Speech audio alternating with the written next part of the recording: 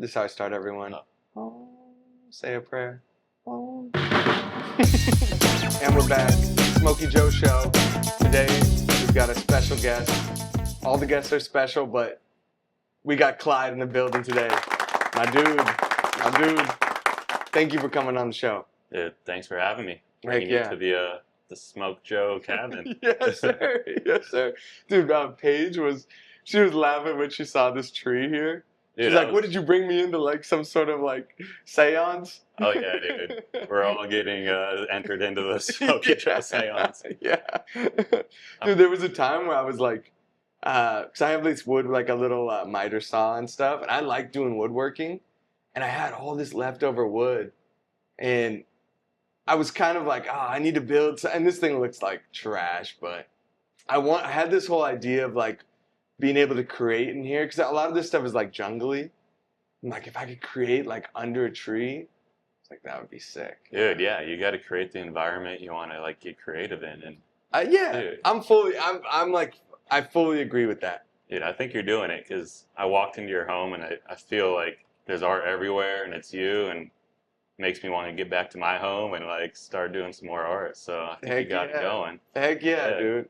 Yeah, I can. I don't know about you, but I have like trouble just sitting, like in between projects and stuff. Like I have trouble just sitting, and like I notice I'm like I need to get better in a lot of like different skills, and like my paintings, like a lot of them I leave and I'm like, I should have done this, I should have done that.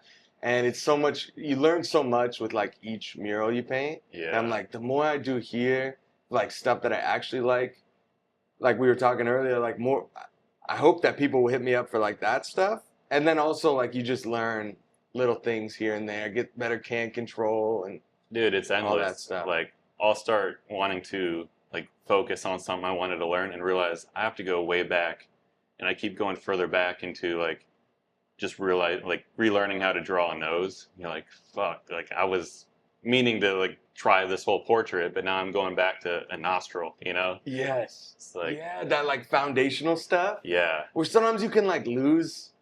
Mm-hmm. Like that's like a muscle you have to keep working, Dude, Yeah, because I think the hardest part about like doing murals full time is that you get so busy with commissions, and then you do get a small period to work on those things, and then it's back to work. Yeah. And then you lose all those things that you just worked on because you haven't been practicing. Dude, 100%. And like you'll go in like a little wave of doing like brush stuff, and you're like, I'm feeling really good with this, and then you do 3 spray paint murals, and then you're like, oh shoot, I'm feeling. You have to pick up the brush again. You're like, I'm feeling a little rusty here, Yeah. How did I mix that color? Yeah.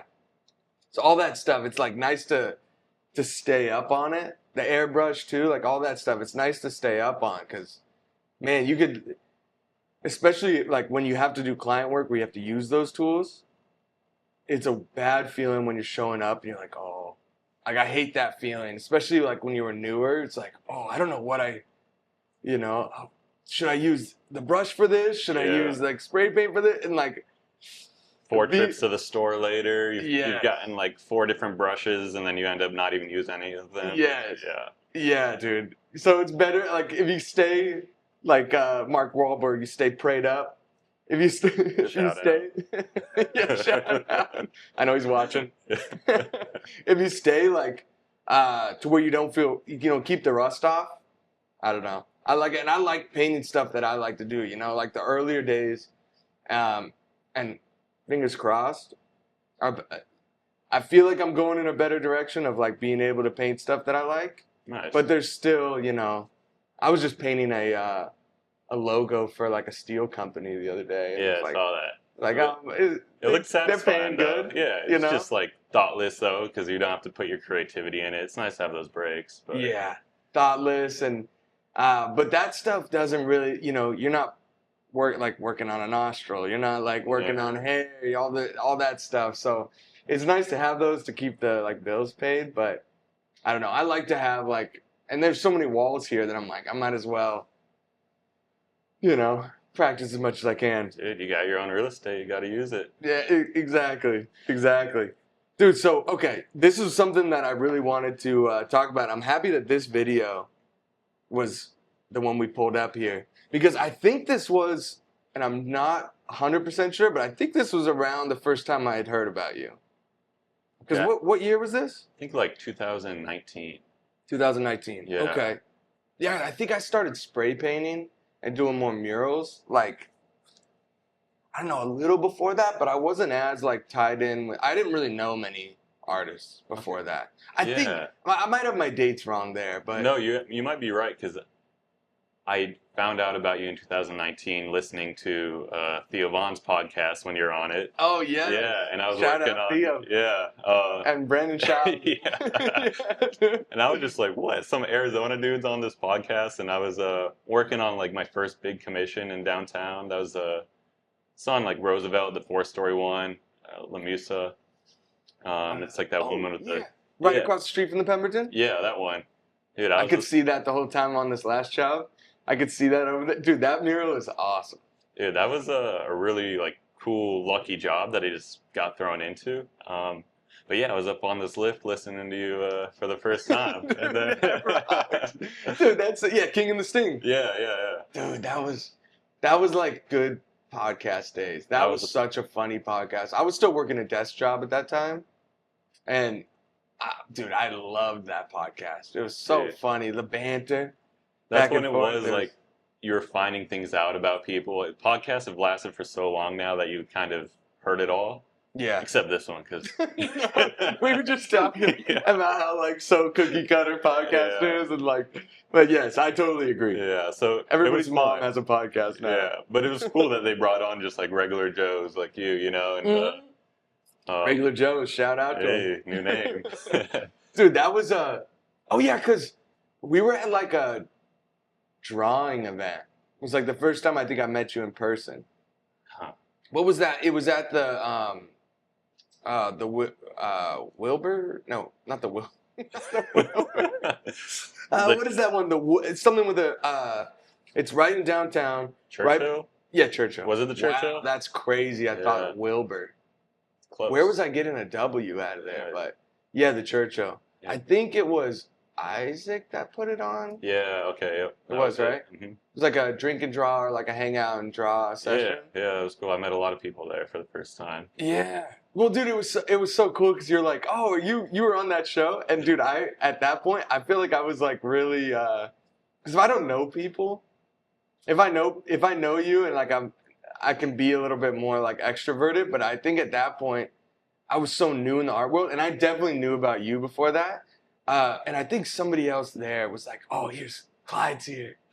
And I was like, oh shoot, because I had seen your work, and I knew you had done like cool murals and stuff. Yeah. And then you were like, oh, it's Smokey Joe from King of the Sting. I was That's funny. I actually remember me saying that. I didn't know anybody here knew about that. Dude, that was I'm awesome. glad I could bring that up. Yeah, dude, I was rooting for you. That was like one of those early, like, and I still have them to this day, where you're like, this is gonna be the thing. Oh yeah. And then it's like I got some like there's still some people. One guy from that bought like 4 paintings from me, which was pretty sick. That's cool. And like there's still people that I talked to that was like the first time I met them was from that show.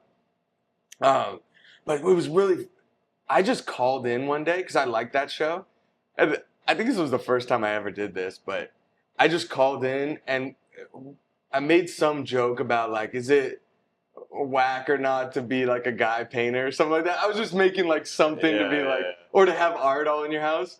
And then they said something about like, oh, you should have done a painting of us or King the Sting. Uh-huh. And so I called in again, or I made another video, and I was like, here's the painting. I made a painting for them. And then they're like, oh, you should bring it to the studio. And I think they paid me like $500.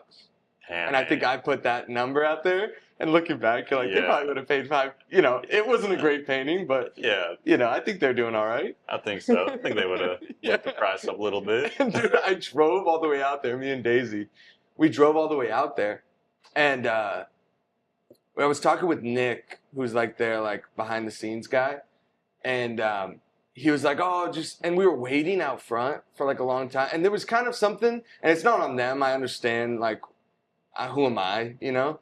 Like, they're giving me a shot, you know? Right. But we had a trip planned like a week before, and then like 2 days before, and I had the hotel already. They're like, oh, we got to move it a week. And then I get there that week after, and then I'm just sitting in the parking lot, and then nobody's responding, and I'm like, oh no, you know, am I even talking to the right guy? Got ghosted. Yeah, I just got catfish, ghosted. Finessed. And then we probably sat there for like 30-ish minutes to an hour. And then they're like, all right, come in. Well, we come in and they're just filming already. And so I had no idea I was going to come on the show. And so that's why, like, when I first come in, like, I was so unprofessional. I had my back to the camera. Just scaling the wall, Yeah. like shimmying over. Yeah. When we took a picture, I went like put my arm around him, and I broke the like one of the rats, like the Rat King thing. I don't think it really, but I knocked it off the wall. I didn't know whether I should talk. So like I think I watched it like one time, and I was like, I don't think I should ever watch that again, because it was like, oh man, this was like such a cool opportunity, and I'm like, I don't think I talked enough on it or whatever. But just a classic movie scene of just some nervous guy like doing everything wrong. He was thinking he was gonna do wrong. Dude, exactly. Yeah, that's awesome. But it was cool. So that was nice that you had seen it. Yeah, dude, you provided some good entertainment for well painting. So yeah. Do you still listen to podcasts like when you're painting and stuff? Or you listen to music, or what's your go-to? I know some people like just quiet silence. Yeah, I have been relying more on the quiet silence recently. I used to listen to like really fast-paced like house music and just keep me going, something like really like consistent and give me an energy. But now it's like very like meditative. I got into like a real classical piano moment, and I think now I kind of need more of like the calmness to keep me consistent throughout the day, because those long hours, like the hype music, it's nice, but I think it drains your adrenaline, your dopamines a little bit. I don't know any thing about that, but that's my guess. No, I think that's on point, because if you're working on a mural for whatever 14 days, like how many days can you just listen to like or like rap music or something? Like it can kind of get to where you're like, this is just noise in my ears, you know? Yeah. And to have something peaceful, that is nice. That is nice. Curtis Houghton, do you know him? I hope I'm saying his name right. He's a UK artist. I met him at Reggae Rise Up. He does like really cool like flower, kind of like flowers in animal pieces. But he was telling me he likes listen to like classical stuff. Yeah, I like podcasts a lot of the time, or some music, but mostly listen to podcasts. Some audiobooks if I'm feeling real knowledgeable. Yeah, sometimes you get motivated. And yeah, they're nice, but they put you to sleep a little too quick. Yeah. Yeah. You don't want to have something. Yeah, the audiobooks, sometimes you're like, you feel like it's lulling you to. You got that monotone voice. Yeah. Okay, so if you could tell me about this. So I'll put a picture up of it right here. But this mural, it was in like the spillway, right? Yeah, it's in a spillway, like on the border of Tempe and Chandler by the I-10. Oh, okay. It's this whole, like, there's a whole canal system over there. You can go underground and paint, which is where I first started painting. Oh, shoot. It's cool skatable banks right there. That's kind of how I found out about it, because the skate park is not too far from here, Tempe 1. Oh, really? And so, like, we would go over here, and all those bridge pieces, or all those little cement blocks. This stuff? Yeah, it looks small there, but they're huge, like, bridge pieces that the city puts there. They're old pieces, and so for like building like freeways and overpasses. Yeah. Oh. So those are all like just covered in paint, just dope pieces. So people tagged them all up. Yeah, sick. So before I painted and I was just skating, I would go there and I just saw like immense talent that I was just like inspired by. I wasn't painting, but I thought, Yeah. So skateboarding, and that's how I started. We've talked skateboarding a lot, but those two worlds are like pretty hand in hand. Yes. You're taking the bus routes, you're going through the crevices of the city, looking for walls or skate spots. And then, you see things that people don't notice. So, 100%. And you're kind of making art out of something that, like, most people don't look at a wall and they're like, that could be an art piece. Or most people don't look at like a handrail. They're like, that could be, skated, which is kind of a form. I think it's a form of art. Skateboarding, sure. And like that, both of those things like open your mind up to like something basic, like a fence or a bench becomes like this whole thing of possibility. You know what I mean? Yeah. So in those two ways, I feel like, skateboarding and art are very, very much so connected. Yeah, and I don't know if that's where like that inspiration just sticks with you and you don't even know it, until later I started painting. Yeah. But yeah, the spillway was something you'd see from the bottom, and you're like, that's a lot of wall to paint right there. And it was just always in the back of my head. Yeah. And you can't really walk up it, though. So I just kind of, I don't know, just thought it was impossible until, like, I got some hiking boots on. I was like, all right, I can kind of grit my way up, and all right, let's go for it. How steep is it? Like, has anybody bombed it on their board? No, dude. No way. Is it dirt at the bottom and rocks? Yeah, and then there's like a whole like cesspool of like the water that comes over it. It'd be just like a bomb to death. Yeah. And so I think some dude was telling me he was hitting the side of the wall and he fell down the whole bank and he broke his arm and like leg and had to get I don't know if airlifted out or if like medics came down, but like there's been some situations on that incline. It's a 45-degree angle, so it's pretty serious. Oh yeah, that looks, even in video, sometimes things don't look that steep. Yeah. But I could tell from that, like skate spots and stuff, when you film it, sometimes you're like, it doesn't look as steep as it is, Yeah. But dude, that's crazy. And so, the funny part, or I don't know, funny part, but like it was a whole operation. There was like security there that I had to make sure I was getting around and to transport all of the paint because I don't know how many I have my whole life savings in 5-gallon buckets down there. You were like urban camping here. Dude, I slept in a hammock in those trees. You had your own little spot. I really did. Wow. So I rented a Home Depot pickup truck to then like drive down there and haul all the paint. And so then there was like a gate and it was locked. And so my buddy, his dad worked for the city like, I don't know, years ago, and he had this key. Dang, that is steep. Yeah. I a lot of buckets. Oh. Yeah. So I just dropped buckets and then the paint would like spill under my shoes and then I'd slip down. So like at the end of it, my clothes are all torn up. Dang.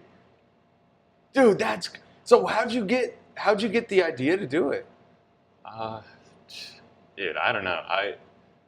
So it faces, the sun sets behind it. So when I saw the sun going behind it, at the time, my friend Hannah had passed, and I was just like, this would be a perfect tribute for her, and like the sun going behind it, I just thought it had to be done. Yeah. And at the time, I just was at that age where like anything I thought of, I was like, I'm gonna do it. There wasn't any like no hesitation. It was, I saw a wall and I wanted to paint it. I'd go paint it and we'll find out later if it works out or not. So how much had you painted before that? Like, had you done other murals or had you done canvas stuff before that? I wasn't doing much commission work. I was doing mostly just kind of finding walls on my own to paint. Okay. Kind of like street art, graffiti style, but just doing murals. I had done like a couple 2-story buildings, just rogue. I got caught doing those. Oh, really? Yeah. So it was a fun little period. I had. And you were painting murals out there? Yeah. Did you ever do like graph stuff too? In high school, I had a little stint in it. Yeah. And I was just not good with letters, and like I was defeated every time I tried to do a big piece. I was like, this is so bad. And but the mural stuff, like, you were more into that. Yeah, and I like took an art history class in like at MCC, and I was like, oh, art's pretty cool. So Heck yeah. let me try my hand at doing some art. So that's Dude, kind of that's how I got going. dude. Murals. I mean, anybody that's done it takes a lot of work. It's a lot more like time consuming than just doing like a throw up or like or like letters and stuff. So like to do like a mural when you're not allowed to be there. Yeah, That takes a lot, dude. I think I enjoyed the whole operation of like the operation of like planning out like, all right, how am I gonna get away with this? Yeah. What happens if I get caught? The escape route, like my excuses. Uh-huh. So I think I enjoyed that part of it as well. Dude, that's like skateboarding routes too, like if there's like a trick you really want to land on the spot, but security's always hitting you, like you got to find like that time, maybe a Sunday or something. You're like, we got to go get it this time. And security comes out, you're almost close to landing it. And there's like a whole like planning process. Got to have my filmer there. And so like you kind of took that. Dude, yeah. And the pressure to like get it done and yeah.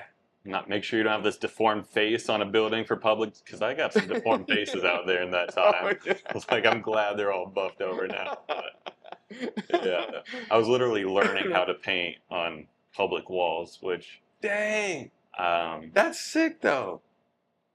I would not suggest that at this point. Well, because dude, it's so hard to get like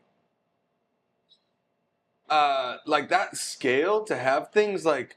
I feel like that takes like a lot of years to learn how to even do something of scale, of this size. And so like when I saw like the aerial shot or like the drone shot, it looks sick. Dude, that was like I was so nervous when that went up because it's on a slant, so you can't really see it from the ground. Yeah. So when that drone came out, it's like, all right, moment of truth. It went up and it looked like what I was going for. So it was. So you never like flew a drone or anything to see above? No, I think this was when drones first were still getting big. So I like. Oh yeah, that's true. Hit up a friend who knew a friend who had a drone, to get the ending. Dude, that's so sick. But a lot of this footage was like self GoPro, and then my friend Raina came out and did a lot of these good shots are by her. And she's a phenomenal. Shout out to her. Yeah, phenomenal photographer. Dude, that's so sick. How many days? 3 days. Yeah. It was, what? So you did that whole thing in 3 days? 140 feet tall. Oh my 3 gosh. days. And on that, were your thigh, like I bet your calves were just, the dogs were barking. My knees were so messed up. So like sliding in pain. Yeah. The first day, my knees were shocked. Like I couldn't walk. So I was like, I got to go climb out of this to get some ibuprofen at the Circle K nearby. Yeah. So I like crawled out of the ditch on my hands and knees. It just felt like I was in a war or something. Yeah, army crawled out of there.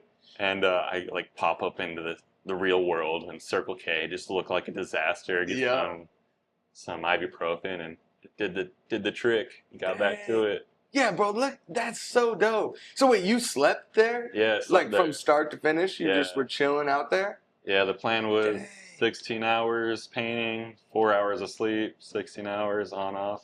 Dang. So it was a holiday weekend when no one was working there and security wasn't there, like from what I saw. Yeah, I had a question. I don't know how much you want to talk about that, but did you have any like legal or like did you have security or like because I think this went on the news, right? Yeah, it went on the news, and then the city like tried to buff it out by pouring paint over it, and it didn't do anything. I think they realized how much paint it was gonna take, so they gave up. But and you're like the purpose of doing it is like very wholesome, it was like in honor of this girl or Hannah. Yeah. So I feel like that's like the coolest form of art.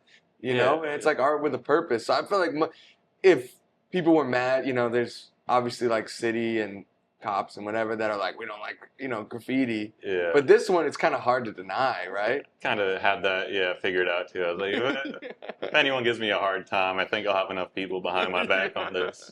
So did security ever come out? No, I never did. Nice. So, yeah, I was worried, like, because I'd be sleeping down and I'd hear people up there and be kind of worried, yeah. And I had some, like, I don't know, people traveling through, what are you up to, dude? It's just... Oh, like, just people, like, living on the street and stuff? Yeah. Oh, dang. So Dude, It was that's a fun so little, sick. yeah. Was there any like critters that came out there, like coyotes or Yeah, there's rattlesnakes? coyotes. There's a lot of rats. Dude, Oh I yeah. was sleeping in the trees and the Oh rats yeah. were like ruffling in the trees above me. Yeah, it was not glamorous. It was pretty gnarly. But Dude, that's an awesome story. So that was like the first like big public piece that you did? yeah, and then right after this, I just by chance got the big mural across from the Pemberton. Oh, okay, yeah. So yeah, it just kind of worked out perfectly. I went from that to that, and then all of a sudden it looked like I knew what I was doing, And You gotta fake it till yeah, you make yeah, it, you know? exactly. And both of those are awesome. Dude, that one across the Pemberton, that thing's still, I mean, what has that been? That was 2019? Yeah, 2019. Okay, so like 7 years? Yeah, Woo. you know. And it still looks awesome. And like Thanks. that, what do you call that? Where it's like, it almost looks like two different. The double exposure. Yeah, yeah. Yeah. Yeah, I was just experimenting with that too, which was fun. Yeah. And then also right after that, I got the Renaissance mural. I was going to ask you about that one. That one's one of my favorites. Me too, and it relates to this because the girl looking through the prism, there's a key inside the prism, and that's a key that I used to unlock, like the gate. Oh, Yeah, so dude, that's sick. they're all kind of telling a story with each other. Yeah. Yeah, to have like a story with a mural, I feel like that, like, I don't know, that gives so much more meaning to it, you know? Yeah, it helps like keep the motivation going too when you're doing Yeah. big stuff and you're struggling and nothing's working out. Yeah, you Yeah. gotta keep a story in mind. Yeah, and Yeah. those all kind of are like, they happen organically. You know, like Yeah. certain murals you do, people, you know, at least I'm speaking for myself here, but they're like, what's the story behind this? Or like, what's the, you know, and sometimes I'm just like, You gotta make something up. I'm Yeah. like, I just thought it looked cool, you know? Yeah. But like ones that happen organically, I feel like those are the ones that you personally have the most like motivation to do them, Yeah. and it's like a story going along with it. Yeah, you're invested into it. Yeah. It's so much cooler. And though you, I don't know, I like reach for those times, but sometimes it's like, this just looked cool. Yeah. But it does. You do have a definitely. little bit more investment. Like you feel more like dedicated to it when you have like some deeper meaning to them. Yeah, and I feel like I got lucky with having like these mural commissions that allowed me to put those stories into them because I started like that, and now it's hard to come by. And now I'm like, Yeah. now you're telling me what to paint, and this is real. It takes me so long to come up with a draft when someone has expectations of what they want. That's its own skill. It's just almost impossible for it to come. Yeah. Even something simple as I just want flowers. Like, oh, dude, I don't know. I didn't. Yeah. This wasn't my idea, and me putting together just flowers feels. Why is this so straining on me right now? Dude. Yeah. You know, It's its own, and dealing with clients is its own thing, you know? Like you kind of, as an artist, you kind of like, when you started painting, it was like, or started making music, whatever, with art. It's like something inside of you is the reason why you started painting. So then having to take other people's opinion, it can be really awesome, but it's like it's a muscle you have to like work, you know? And sometimes, you know, sometimes there can be issues there, you know? And some people are really gifted at taking anyone's idea and making it theirs. Yeah. And I just don't think I have that, I don't know, whatever, that skill naturally in me. It like takes everything out of me to do something that comes from someone else's idea. Well, dude, you got, that's so sick that like you didn't have to paint like Airbnbs and stuff. I did a couple backyards. Scottsdale and stuff on every wall.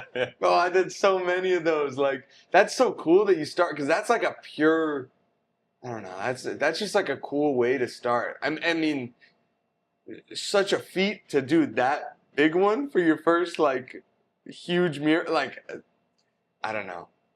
That's such an interesting way of starting, because most of the people I've talked to are like, oh, you know, you end up like putting, you know, painting things on windows, or you end up painting like, you know, Scottsdale on a wall, or a lot of like cactuses, and painting at family members' backyards for a few $100, you know, or I got well, the first mural I did, like first like big one, was for this company. I went to school with these guys, electric e-bikes, Oh, cool. and it was paid, but it was Yeah. probably like, I don't know, 60 feet by 30, and I think I charged them $1,200, Oh man. and I was stoked Yeah, at the yeah, time, dude. you know. But like, I remember, yeah. but Those- a lot of it was. Uh, that one actually they gave some, but I shouldn't have been given creative freedom at that point. So that's why I'm like, dude, That's you have funny. a lot of respect to you for like having total creative freedom and doing something where like, I don't know, my first ones, I think probably somebody's guidance made them turn out better. You know, Yeah, to yeah, be yeah. honest, I don't know. Hey, respect to that though, you know. That's and funny. and usually like you know, you have to do it for a lot of artists. That's kind of like the like changing point where they go from like, oh, I've done these, you know, painting for like coffee shops, painting for this, that, the other, and then it's like, oh, I really want to do stuff that's for myself. And I don't know, it's such a unique story to be like, no, my first ones, like it was truly from me, and you had like an actual like story and purpose to them.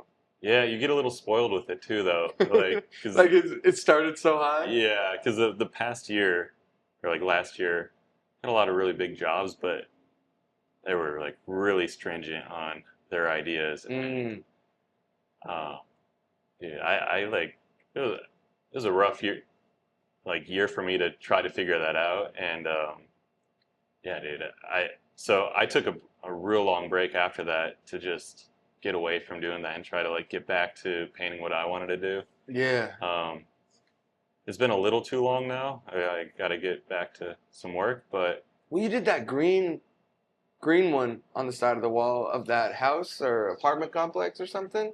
there's a lot of green ones. Yeah. Where The you were up on the motel. ladder. Yeah, the motel. Yeah. Yeah, so that was just like me asking if I could paint because I had taken some time off. I'm like, Yep. okay, got to get out there and paint. Kind of like my backyard stuff. It's like Exactly. I just want to get out there and do something. Yeah. Yeah. I think like when I started painting, my inspiration was always from the location of the walls. Mm, So if I can always remember that, and when I spot out a wall that's inspiring and seems like a really cool wall to work with, yeah. then I'll try to reach out to them and just paint it. You know, Yeah. not looking for a commission. I'd never do that with like someone who's got some cash in their pocket. But if it's like a rundown motel that they're never going to commission a mural over there, then Yeah. that's a spot to do it at. Well, dude, that's I don't know. That's kind of like artistic pure. I don't know. It sounds some of the stuff in art sounds so like cheesy, but that's like a pure way of doing art. You're like, I like this wall and this spot so much that, you know, I just have this vision for it. You know, Yeah, like, that's dope.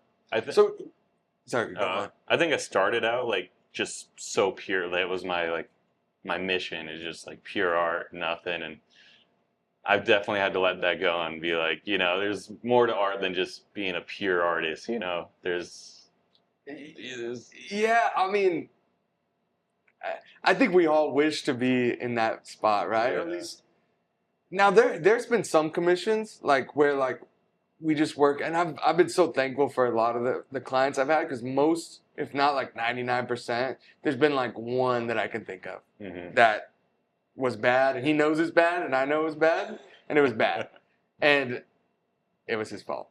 Definitely his That's how I fault. say Yeah, that. yeah. But every other one, like we, if at the very most, like we've just had to be like, all right, let's meet up and let's just design this in person. But like uh, a lot of the client stuff, like especially like starting out, um, like giving my now I'm a little more confident in giving my um, like standing on like my opinion of like, no, this is like, trust me, this is gonna look better, and Yeah. that kind of came with time for me. But some of them ended up like their idea. They have that concept, so it gives like a framework Mhm. for the whole project, and then I'll give my creative, you know, input on it. This needs to be there. They do the whole like mock-ups, and then sometimes, you know, they would have, you know, suggestions, change this, change that, and it's so, you shoot for a world where like that happens less, Yeah. but I honestly I learned a lot from that stuff. And now I'm kind of like I feel like I did a reverse role where like now I'm like trying to shoot for like people like that's why I've been painting all these years, like trying to shoot for like a world where people just hit me up for that stuff. Like the stuff that I do. Yeah, dude. Which is a hard thing, but I am thankful for the jobs where like it was their idea. I kind of created it, and then it was like a collaborative thing. Yeah. Which I don't know. A lot of, especially like core artists, might think that's lame or whatever, but it was just how my story went. No, it's a cool way to learn how to paint different subject matter you'd never paint. Yeah. Like now you know how to paint an electric bike, or yeah, for real. So yeah, there's definitely some value in that. Yeah. Yeah, for sure. Yeah, for sure. So wait, did you? And I don't know if I asked you this before, but did you paint like canvases or anything before this? Like, were you always into like art at like in high school and stuff like that? I know you said you took like a class. Yeah, I got into art like after high school, and then. So in high school, were you drawing a lot, or like what? Like were you once a year. You were skateboarding a lot though, but. No, I wasn't even. I was playing baseball in high school, so like. Okay. Yeah, I was sick. Yeah, had like. I don't know. I had the mindset of thinking I was gonna go play college, and then. You wanted to go, and like, did you have the idea of like going to like the pros, like playing for the Diamondbacks? Yeah, I think everyone does. I was not good enough for that, but I think everyone has that. Yeah. I wanted to be a pro. Yeah, so like once that ended, I was like, I felt I needed to keep myself busy, and I was like, I want to go to school for architecture. I'm not really doing anything creative. How am I going to get into that field? So then I started, it's like, I've already got experience at the can. I like buildings. Boom, merge those onto buildings. And then I just got obsessed with painting while I was in college. Like every day, I think for 2 years straight, I was painting out in the little patio. You know how you have the little like 5 by 10 foot patio at apartment complexes, and Yep. I think I was out there like everyone knew me out there because it was just I'm being a little over dramatic, but not that much. It was like every day for 2 years, all I did was paint. Yeah. So then I think college was a big time for me too. Yeah. Didn't make $1 off of painting, but Dude. My friends would be like, "What are you? That's so lame. Why are you painting? Like come on out." And I was just. It was just that pivotal time of like, all right, I'm probably not going to be good in like the business world or like the office world. So like I need to put my energy into something. Yeah. Yeah, I did not have like a college experience. Like my memories is just painting, which I'm really happy for, painting and delivering pizza. So it turned out good. Where'd you go to school? For college? Yeah. Went to MCC and then ASU. Okay. So I went to ASU for like the architecture program. Dropped that right away. That takes up so much of your time, and like a lot of math too, right? Honestly, not really. Like once you get into the structural side of things, and it's mostly design. So there's a lot of like studio classes where I think the counselor told me it was like you're gonna need to dedicate 12 hours. I don't know, like a week to the studio, and I was like, I was just painting the whole time instead. So I dropped that and then just got like a general design degree, which was really fun because it was super easy. And do you remember like the apps they were, or like the programs they were making, like you were using in there? My degree was basically just to be used so you can go to graduate school after. So every class I took was like elective, like began introduction to all those programs. So I never really got like very good at any of that, I feel it. So thankfully something worked out because I, paying a lot to not use a degree. Yeah. Same. I went for business. Yeah. Hey, well, that seems helpful because I feel like if I were to start over, I would go to school for business because to be painting, you got to know how to be an entrepreneur. Yeah, there is that part of it. So I'm thankful for it. I mean, it's an expensive thing that you probably could have just learned from Googling, but it was a good time. Were you on campus?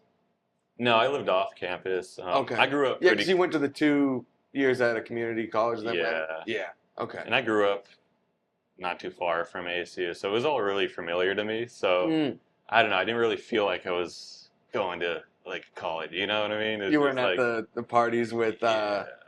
clavicular and stuff. Yeah. No, I wasn't. Yeah, I wasn't getting ranked up by the Chads over there. Getting mogged. Yeah, dude. I couldn't handle that. Yeah, dude, ASU is wild. I went to GCU, so but we would, you would go. I would go over to Mill, and did you go to Mill? Like, yeah, I did that. yeah, a I few went down times. there. That's a crazy spot. Yeah. It's fun in college, but now it's like I don't even think it exists anymore. It's like nothing goes on over there. I think. Oh, really? Yeah, these college kids, like, they're all bougie. They go to Scottsdale now, so I see. Or they're all just, on their phones. yeah. Yeah, doing Twitch or something. Yeah. Doing Twitch, yeah, exactly. Did you ever take like a drawing class at all? Or like I took one in college where we would they would have like models come out in the middle and we would draw like composition, and I feel like that, even though like I just took it because it was like I needed an elective or whatever, or I needed another credit, and it was just surprisingly I got like a D in this class because the final project I just didn't show up, and I was like and my artwork was so bad at that time, but I really liked the class. Getting into that zone and the practice of it. Yeah, and I think it helped me a lot of just doing like the pencil work, and I would always draw as a kid, but I mean I just was always into drawing. Yeah. But like this one taught me like principles and like kind of like the working from the center out type of stuff, and like the shape of the head with the maybe I've lost some of that now. If you look at some of my work, you say I lost some of that now, but but it was a really cool class. Yeah, I never took any of those, so I've been I'm consistently going back and like taking online drawing classes because I feel like my foundation never got great, and so anytime I can, I'm like constantly need to go back to that, which I'm jealous of people who have the foundation. That says something more about your like natural talent then. Yeah, maybe. I don't know. I'm jealous of the people who have that foundation where they like spent the time and now they can just whip anything out of their head like nothing. Dude, yeah, same, dude. I see some people, just being able to paint or like draw things without like usually I have to have a reference, and it's like I would like to get to that spot where you can just paint or draw without looking at something, but I always got to have something, even to this day. I think there's a really small percentage of artists that I know who actually have that skill to just draw really well without a reference. Do you think that's like a photographic memory thing, or do you think that's like they've just worked at it so long? I think it's a lot of repetition because any of the artists I know are just obsessed with drawing and they just do it all day, every day. Yeah.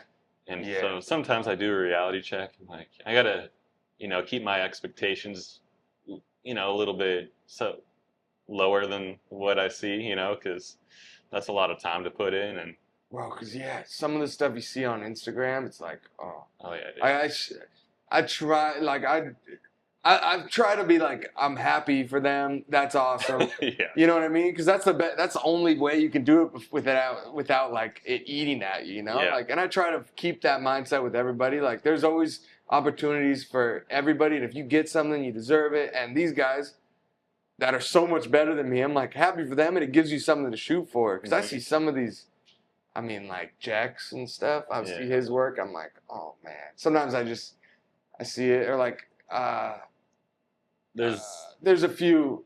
What's his name? Anyway, some of these artists, I'm like, oh man, I got Pyro.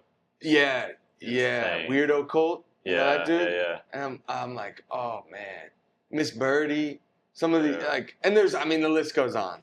But now it's like, infinite. I see a new guy every day, and I'm like, I gotta scroll past real quick because I can't keep up. You're like, and that's why it's like the only answer I can tell myself to where I can sleep at night is like, and I think it is good. Is like, just keep focusing on your own stuff. Just get better. Just keep working. Keep doing. Keep practicing.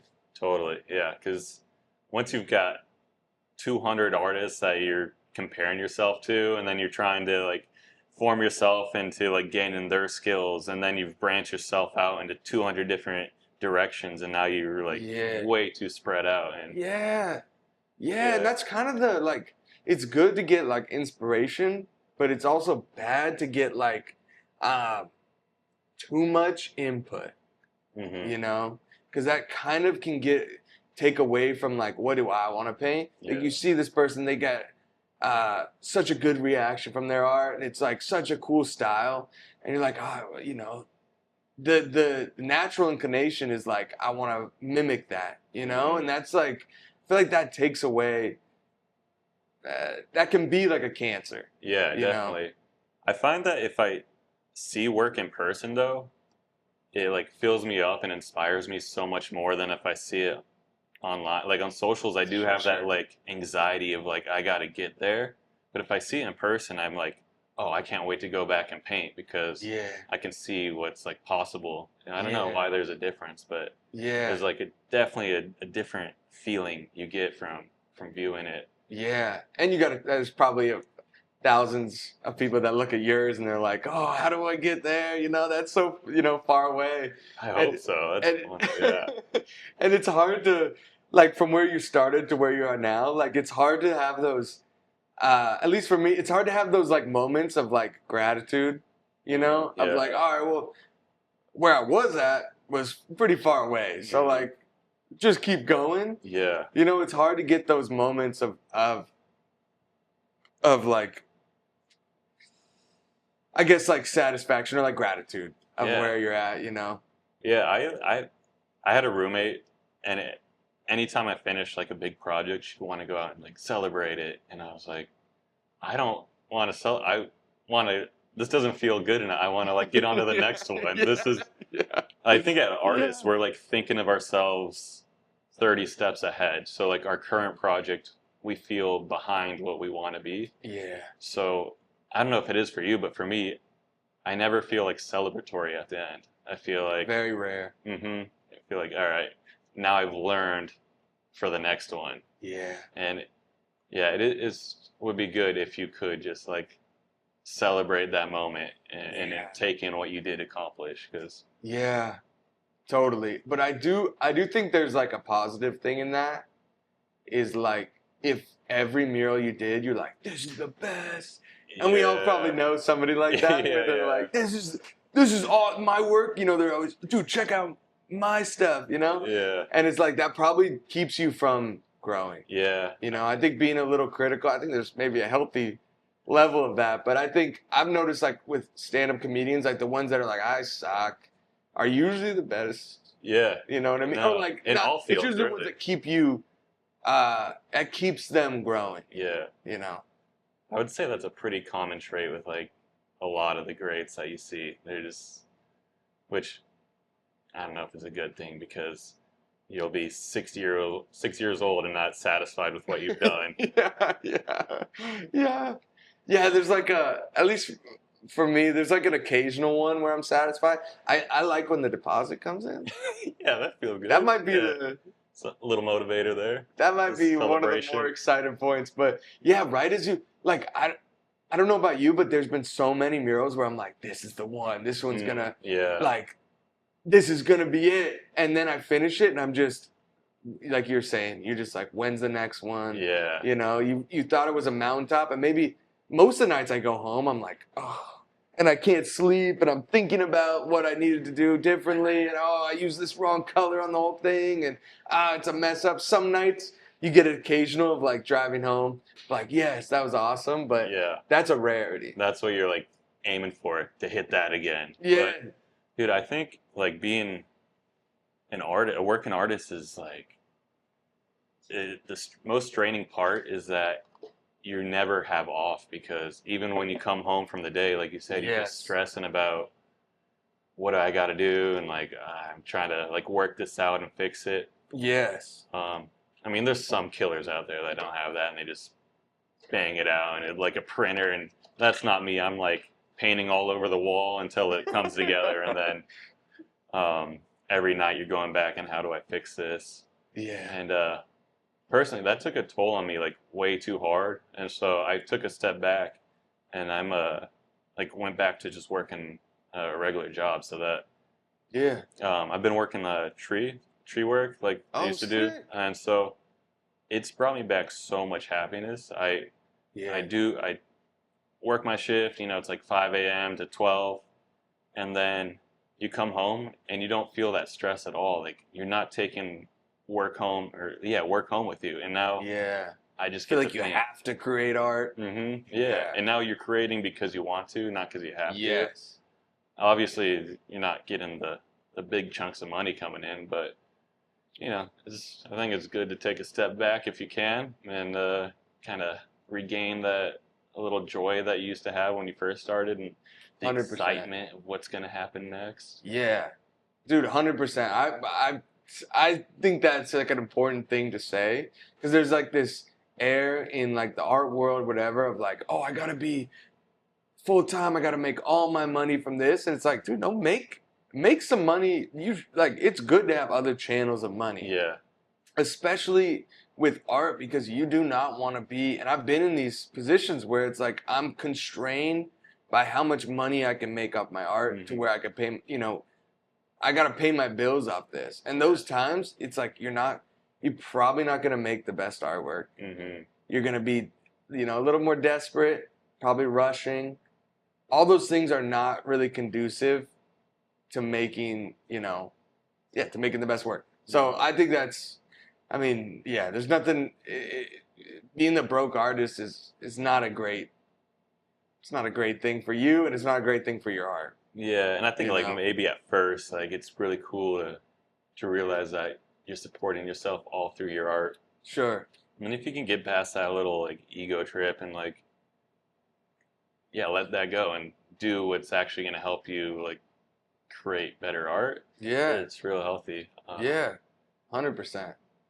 Yeah, I don't know. It's tough though, when you get into your 30s and you're like, it's hard to tell people like, yeah, I'm back to working landscape, and that they're seeing you do cool projects and they're like, oh man, what are you working on now? And you're like, I'm working on this tree right now. Dude, no, I firmly believe like get your money. I think like having different venue or different avenues of getting money. Yeah. I think that's the best way, just no matter what you're doing, is have different ways to get money because you can't be painting 24 hours a day. Mm-mm. Like that's perfect. Work from 5 to, you said noon? Yeah, 5 to noon. Dude, that's perfect. You have the whole rest of the day. You already woke up early. A lot of artists be sleeping until noon, already. Yeah, dude. And So it's nice to get dope. back on someone else's schedule. Yeah. Like, Yeah. you get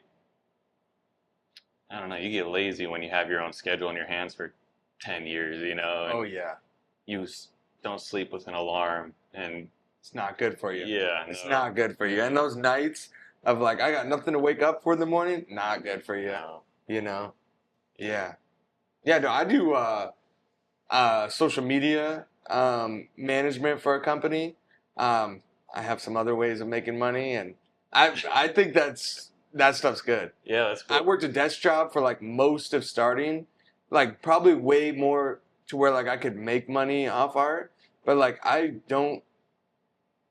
Yeah, I think it's a good thing to say to artists because there is this idea in the art world is like if you're not like full time making all your money off art, that like for some reason you're not like legit or you're not. And I think that is corny. I think most musicians, they've got a way to make money off merch. They got a way to make money. Like have those, go work landscaping. Go work, do this stuff. Like you're gonna be happier. And if you can get a part time doing that or you get a full whatever, I don't know. I think that's a good way to look at it. Yeah, and so it's nice to have money. Yeah, that too. You can go get a drink after your yeah, it's awesome. Whatever. Yeah. And you got to find it's tough because you got to find a job where like when you do land a commission, they're cool with you dipping out. That's kind of the tough part. Yeah, you don't want to get do if you want, but it's hard to get a job that expects you to be there Monday through Friday. Yeah. 9 to 5. Yeah. So I do feel for that. It's hard to jump back into that, but yeah, a lot of like, unfortunately, you have to do like probably the jobs that you don't want to do, the labor jobs out in the sun. That they're flexible. You can, whenever you're there, they'll take you. So, dude, I think especially with like the AI coming up, like you hear like murmurs of this stuff, but like the trades, dude, that's where real money is at. Like the trades, like tree jobs. There's not going to be a robot that just goes out there and cuts the tree. I mean, maybe one day. There's already robots that paint murals. You know what I mean? Yeah, And that like, sounds harder than cutting the tree down. yeah. But like those jobs, like plumbing. Dude, my brother hung Christmas lights.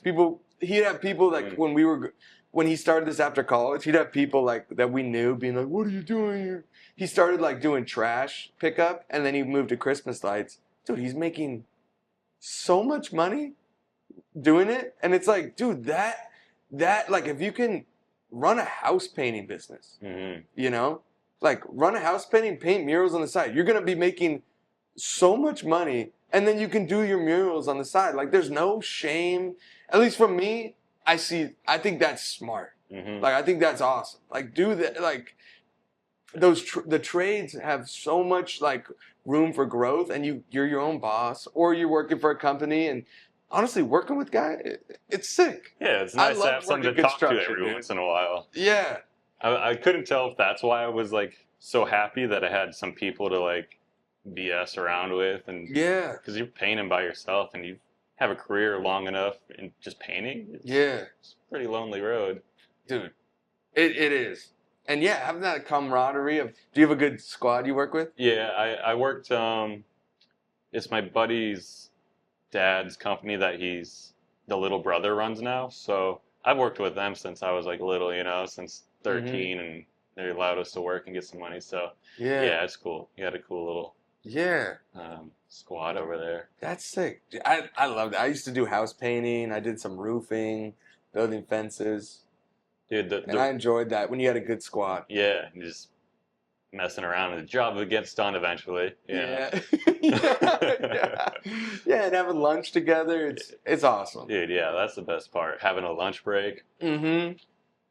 The real goal, I feel like, is if you can get a lump sum of money from your commissions and put it towards starting something like that, like, commercial painting, and have what is not just like, because artists or muralists at least are in a like good position to where you do get a lump sum, where I don't think a lot of people get a lump sum of money that often. No, for sure not. If you can even working a desk job, you're getting $1,500 every 2 weeks. Yeah, and you're like, I could spend. You're spending all that, and then you get the next one. Like artists, mural artists, you can get a big chunk, and like, dude, invest that. We've talked investing. Yeah, I was gonna say we're getting onto our S&P 500. we're getting back to that. Dude, we were talking stocks and like investments and then Just walked by. He's like, "Yo, this is the whitest conversation I've ever heard." That was that spray and play. Yeah. I was like, "Damn, he caught us." Caught us in our element. Dude. But I think all that stuff's smart. Like, there is like this thing, and especially like the art world is like, it gotta be like grimy. It's lame to try. It's lame to like be good, have another job. It's lame to like have your shit together. And invest in stuff and like all that's. It's like, nah, you should be like this, like on this, grimy. It's like, that's fine if people want to do that. That's cool. It gets old. I think it's cool to be able to take care of your family and have a retirement and all that stuff. Yeah. And that's a hard thing when you're like an artist. Yeah. It's like when you're working for a company, they set up a 401k for you. They do all this stuff. You don't really get that when you're an artist doing taxes, all that stuff. We'll keep that out of here. But all that stuff, it is a lot. So if you can have, I king it. Thank you. King of the thing. Good callback. I got a king. Dude, okay, let's take it back to art stuff. So do you, because I've seen you do canvas paintings. Mm-hmm. And one of them I thought was really dope. It was like over a staircase in somebody's house. Yeah, I think I know it. Really dope. With the flowers. Yes. Yes. Yeah, that was a really cool commission. So is that acrylic? Yeah, it's acrylic. Okay. The dude's house. That's what I like. Acrylic. Like a beautiful home in San Francisco, and it was really cool because his home, like the interior, was so beautiful. It was like a modern, like Japanese sort of, I don't know what to call it, but mid-century Japanese. So there was a lot of like, Zen. I like that stuff. A lot to pull from. the environment in the house. So it felt like I was painting a mural, you know? Yeah. So I What don't, was that? 4x4 or 5x5? I think it's like 4, maybe 5 by 5. Okay, yeah. Yeah. It's a good size. I don't get to painting canvases enough as I'd like to. So Yeah. if someone asked me to paint a commission for a canvas, and it takes so long because I'm doing like mural commissions, so it push me months, push me more months, you know, and Yeah. so that one took forever to get to him, and I felt bad because he had moved to a whole different house by the time I finally got to for real? painting. Yeah, Yeah. but he was really cool about it, and really just wanted me to do my thing and like take consideration of the house. So Oh, that's sick. yeah, Dude, people don't it's hard to like if you're not doing this, it's hard to like understand that something that like a big mural can sometimes take just as long as doing a canvas. oh, dude, a If canvas not, will take me so much longer. I totally agree. Yeah, and it's impossible to I price totally out agree. because Yeah. you do a mural that's gonna take you a week and you charge 10 grand. No one's ever gonna pay me 10 grand to do a canvas, and it's gonna take me like, I don't know, it's gonna take me 6 months to get to it, and then like a few months to paint. Yeah. And I don't know. I'm not gonna charge very much, you know, relative to what I get for murals. So it's Yeah. um, That's why the canvas, like the gallery world, it's a hard world. The kudos to people dude, that yeah, like do well in it. That is a harder. I think it's a tough industry to be in, or like a tough lane to be in. yeah. When I You see know? people dedicate themselves to that, that's like a real Yeah. struggle. Yeah. Yeah. Okay, so the I want to take it back to that mural at the with the key at the what is it, the Renaissance? Yeah, Renaissance Hotel. Yeah. How long did that one take you? And like, how did you? So you got the idea because it was the key from the to unlock it, Yeah, and they hit you up from this mural. that was actually like an art link call to art. Oh, sick. Yeah, yeah. So Dude, shouts out to you for getting one. I know. I've never got one. Haven't had one since. Shout out. Busted through. Yeah, dude. But yeah, it was funny. So I presented that idea to them, Yeah. and the owner, the one who was making the main decision, he was like, you know, I wasn't really. This wasn't what we had envisioned, but like, you know, he had envisioned like what you'd expect, like a building owner to commission, you know, like your standard desert scene, floral, Yeah. something that is way too literal to the building. Yeah. And so I had a whole story behind it that related to the building, but it's like a narrative that you're not going to necessarily see unless I explain it. So I pitched it in a way that they felt they could relate to it. And so he told me, this isn't what we expected, but we really like the idea of kind of having like more of an art piece than, I don't know, just something that's seen before, or like advertising our Yeah. history. Because they really wanted the history of their building. And so I thought it was really cool that he went with me on that.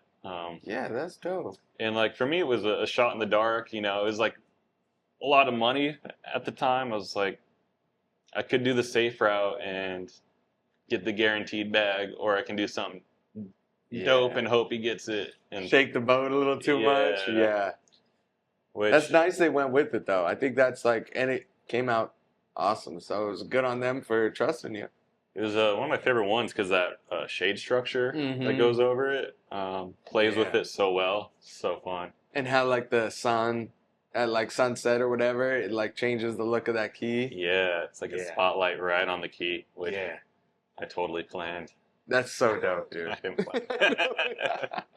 Dude, that just worked out. Dude, that one looks so dope. What do you think your favorite mural you've done is? That one, but let me think if there's like a.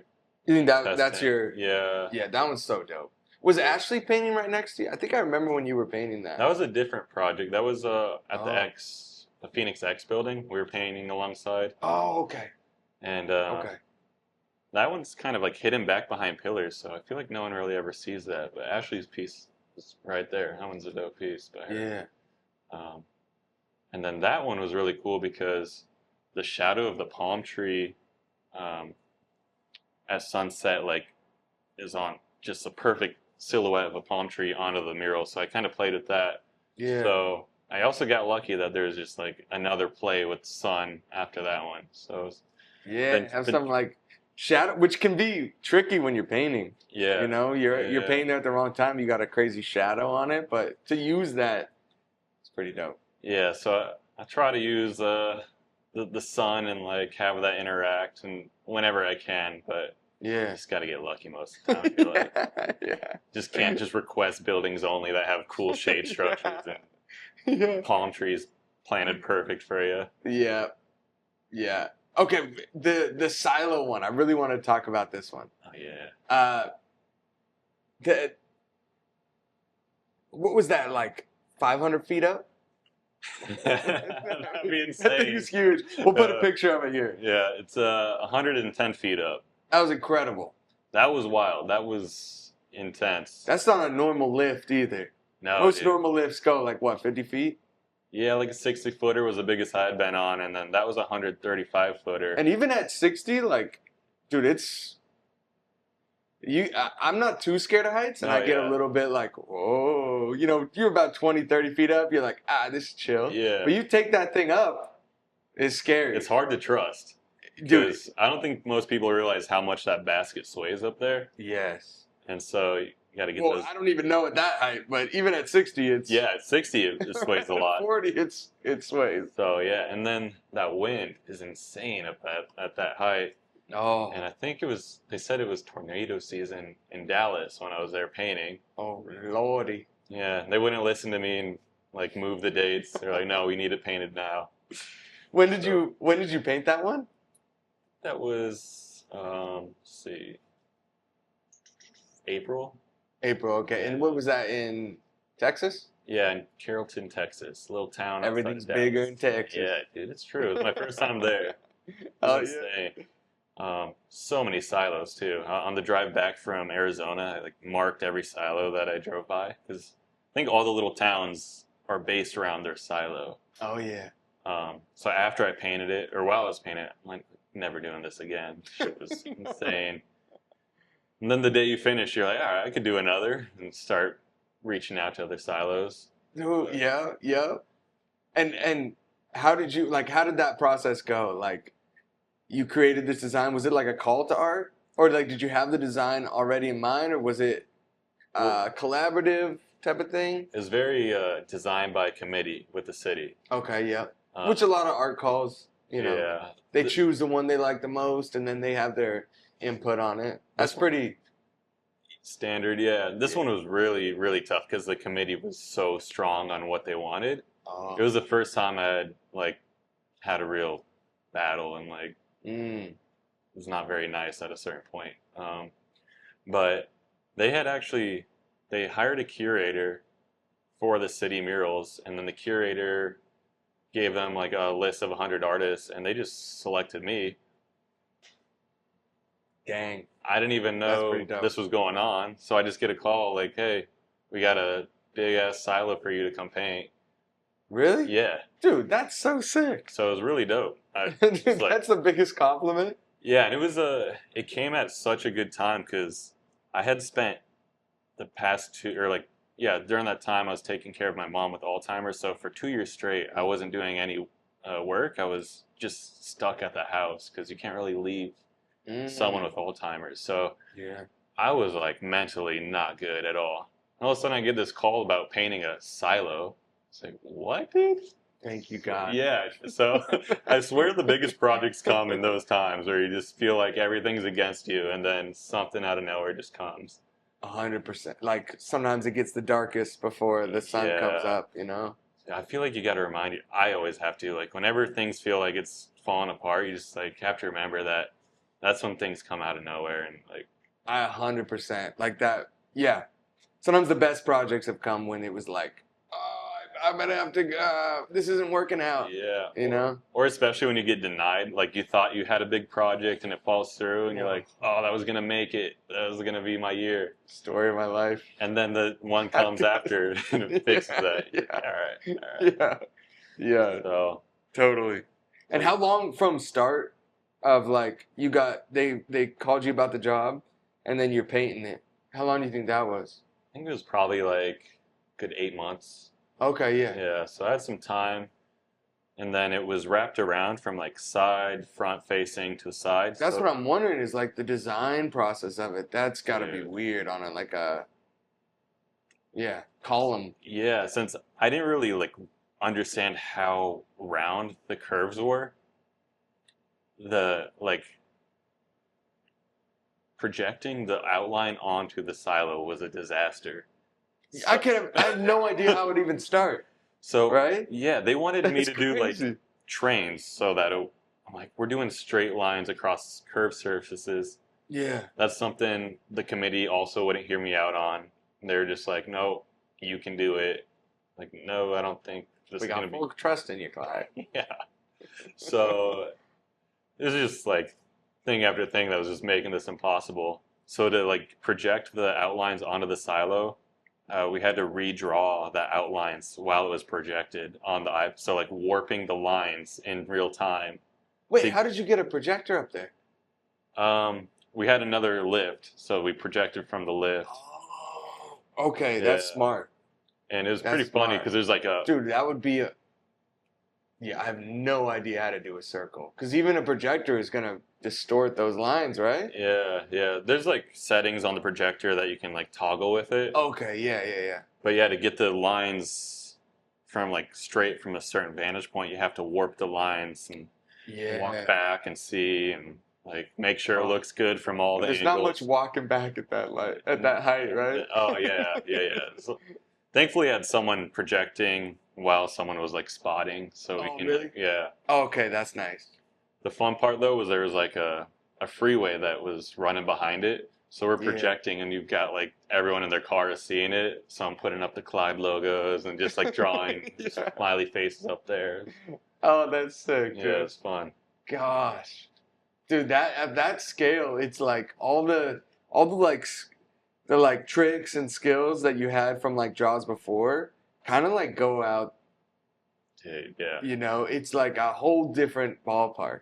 I mean, I've never even done a job that big, so I'm talking out my ass here. Yeah. But every time I've gone up in size of like a project, you're like, oh no, everything I thought I knew, this is like so daunting. Yeah, so I got there and the guys who were like putting the primer and the base coat on it.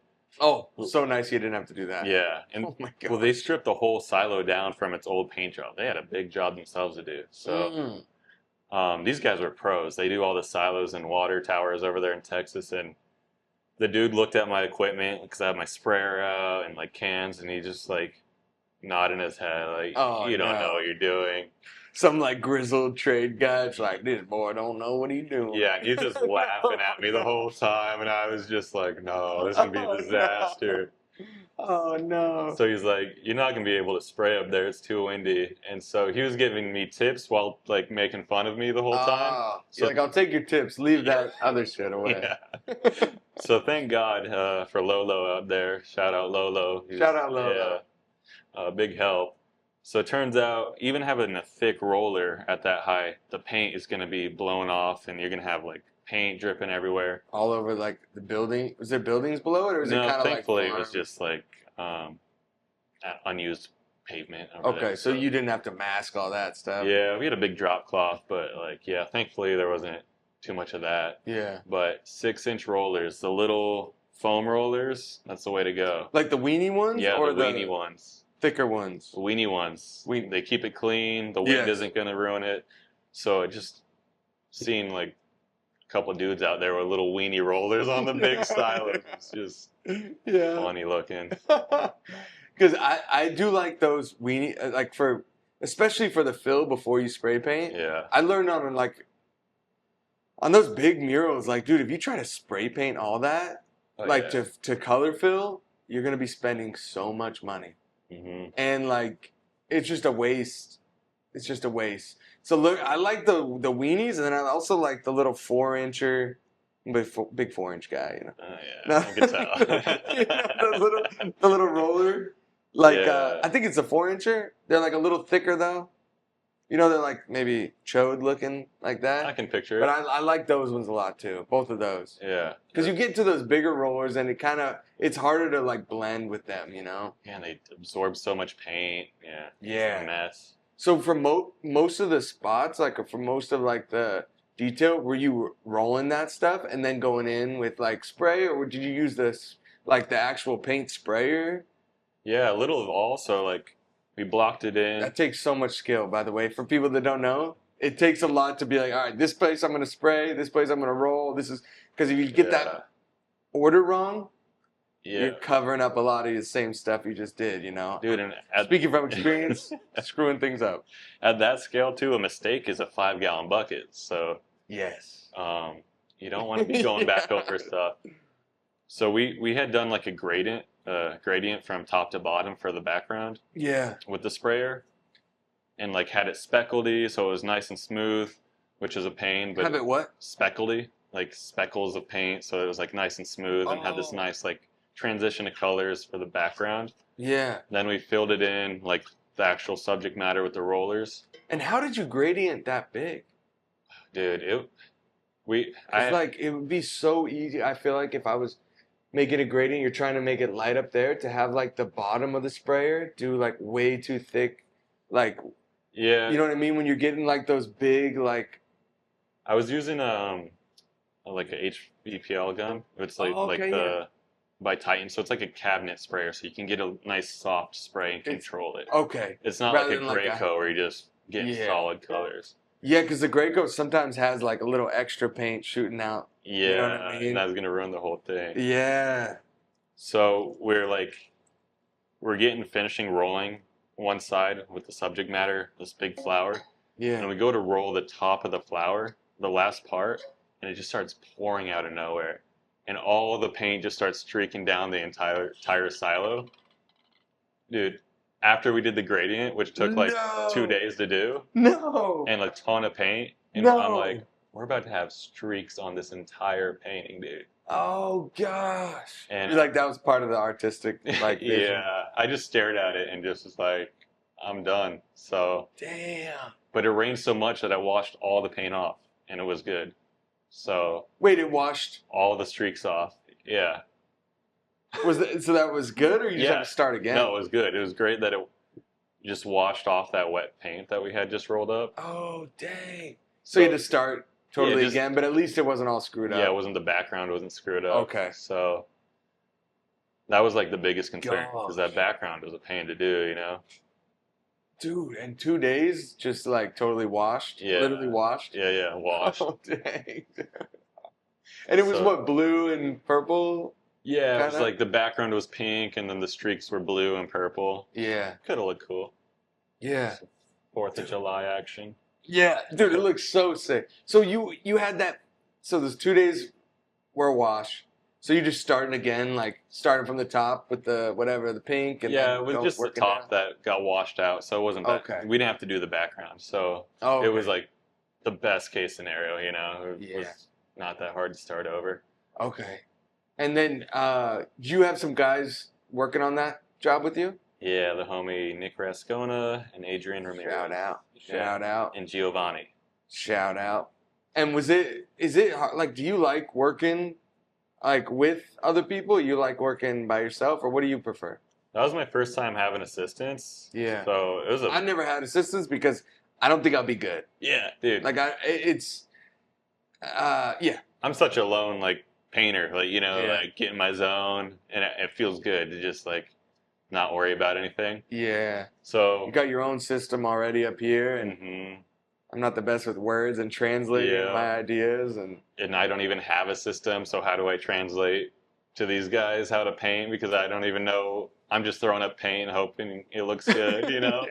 Yeah. So I think for the first week I didn't even paint anything, and the whole time it was me like running around like trying to direct them, and then eventually they caught on and it worked out pretty smoothly. So yeah, shout out to them. They've dealt with me like just not knowing and telling them to do stuff, so they figured it out better than I did. That's sick.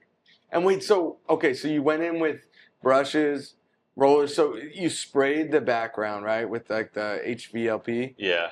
Would you recommend people getting those? Like, are they pretty sick? Dude, yeah, it's the truth right there. All right, I think I gotta get. I remember you telling me about that because I got this little Graco, and it's nice for like spraying a cinder block wall, but it doesn't get that nice gradient. So I think I gotta get one of those. And then you go in with the rollers after that, color fill. And then did you spray paint any of it? Or then I did some cans after that. Okay. And that was, my goal was to do the whole thing with the HVLP guns. Yeah. But they were giving me so many issues with clogging and paint drying that... Clogging up at that height? Yeah, I was spending so much time trying to clean those out. Yeah. That I had to like go to Plan B and just order a shit ton of spray paint to the site. Yeah. And then like once the spray paint gets there, you're like, I can do this now, you know? It's back in my element. Yeah, the spray paint's the cure to everything. Yeah. Dude, but when you're working on that scale, you realize how quick, I mean, I haven't worked on that scale, but even just like a 2-story, 3-story building, you realize like how quick like one can gets used up at that scale. Yeah. Which is not like painting the side of your garage. Yeah. It gets used up so quick. Mm-hmm. And it's a lot of money, and then also you run out of that color. What am I gonna order more in Texas? Dude. Or like, is there a store close? You never know that stuff. They didn't have spray paint stores in Dallas, which was insane to me. I'm like, you have a pretty big like art scene out here, and there's nowhere to buy spray paint. The only person was like some guy off of Reddit who came by in his car and like did a drug deal of paint with me. Oh, he actually did? Yeah. Oh, that's dope. Pretty funny. Yo, I got 20 cans, bro. Yeah. So when I did pivot to spray paint, though, I had to like order a ton. Yeah. And I over ordered times like 10 because it's better. Fear of like running out of paint. Yeah. But the problem is, I have still got so much supply of that paint left that I had to U-Haul back to Arizona, and oh dang. Yeah, because you eventually just end up using a couple of colors that you ordered. Yes. And I thought I was going to use every color like every time I do, and yeah, I had that so many times. Yeah. You order a bunch of this one color specifically, and then you're like, nah, I don't even need any of that. Yeah. And then like you there never was $300 of that. Mm-hmm. Yeah. Or even on your side, it's probably like what do you think the most cans of one color you ordered? Like, were you ordering like 20? Yeah, I was ordering it by the clip. 18 of one can. Yeah, pretty much. Yeah, and so I think I did. Or probably more than 18. You're probably ordering. They come in packs of 6 or whatever. Honestly, not more than 18 because since we rolled a lot of it, it wasn't really doing a lot of fills. So it was a lot of just making sure, like blending and getting the curves and stuff. Okay. So, yeah. I definitely could have gotten away with a lot less than I did. I probably ordered. I think I made like probably near like 10 grand of spray paint. It's a lot of spray. It's a lot of spray paint. That's a lot of spray paint. It was like not something you want to leave there. No, dude. That's you're like, precious. I'll drive it back. Yeah. So it was like Christmas Day when that all came up. All three of us like opening it and organizing it. That took a lot of time in itself. Oh man, yeah. And then hope you don't run out of caps. Yeah. Yeah. Were you mostly using like you like those what are they called?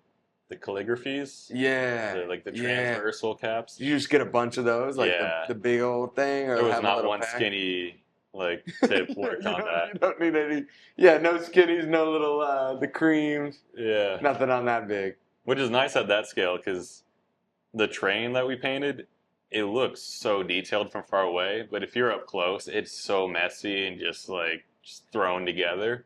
But nobody's going to get up there. No, you can't even get up there. Yeah. There was that point where I was spraying another section and the sprayer exploded and huge, so much paint was just running over the train we just finished. Oh, like the HVLP? Yeah, just all over it. And I was like, no, Giovanni, Adrian just banged this train out and it looked phenomenal. And yeah, pause on that, but yeah. Would be them, huh?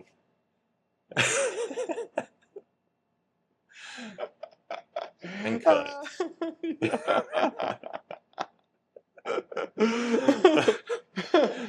then the paint just sprayed all over it? Yeah, but then we got down to the ground and you couldn't even see it.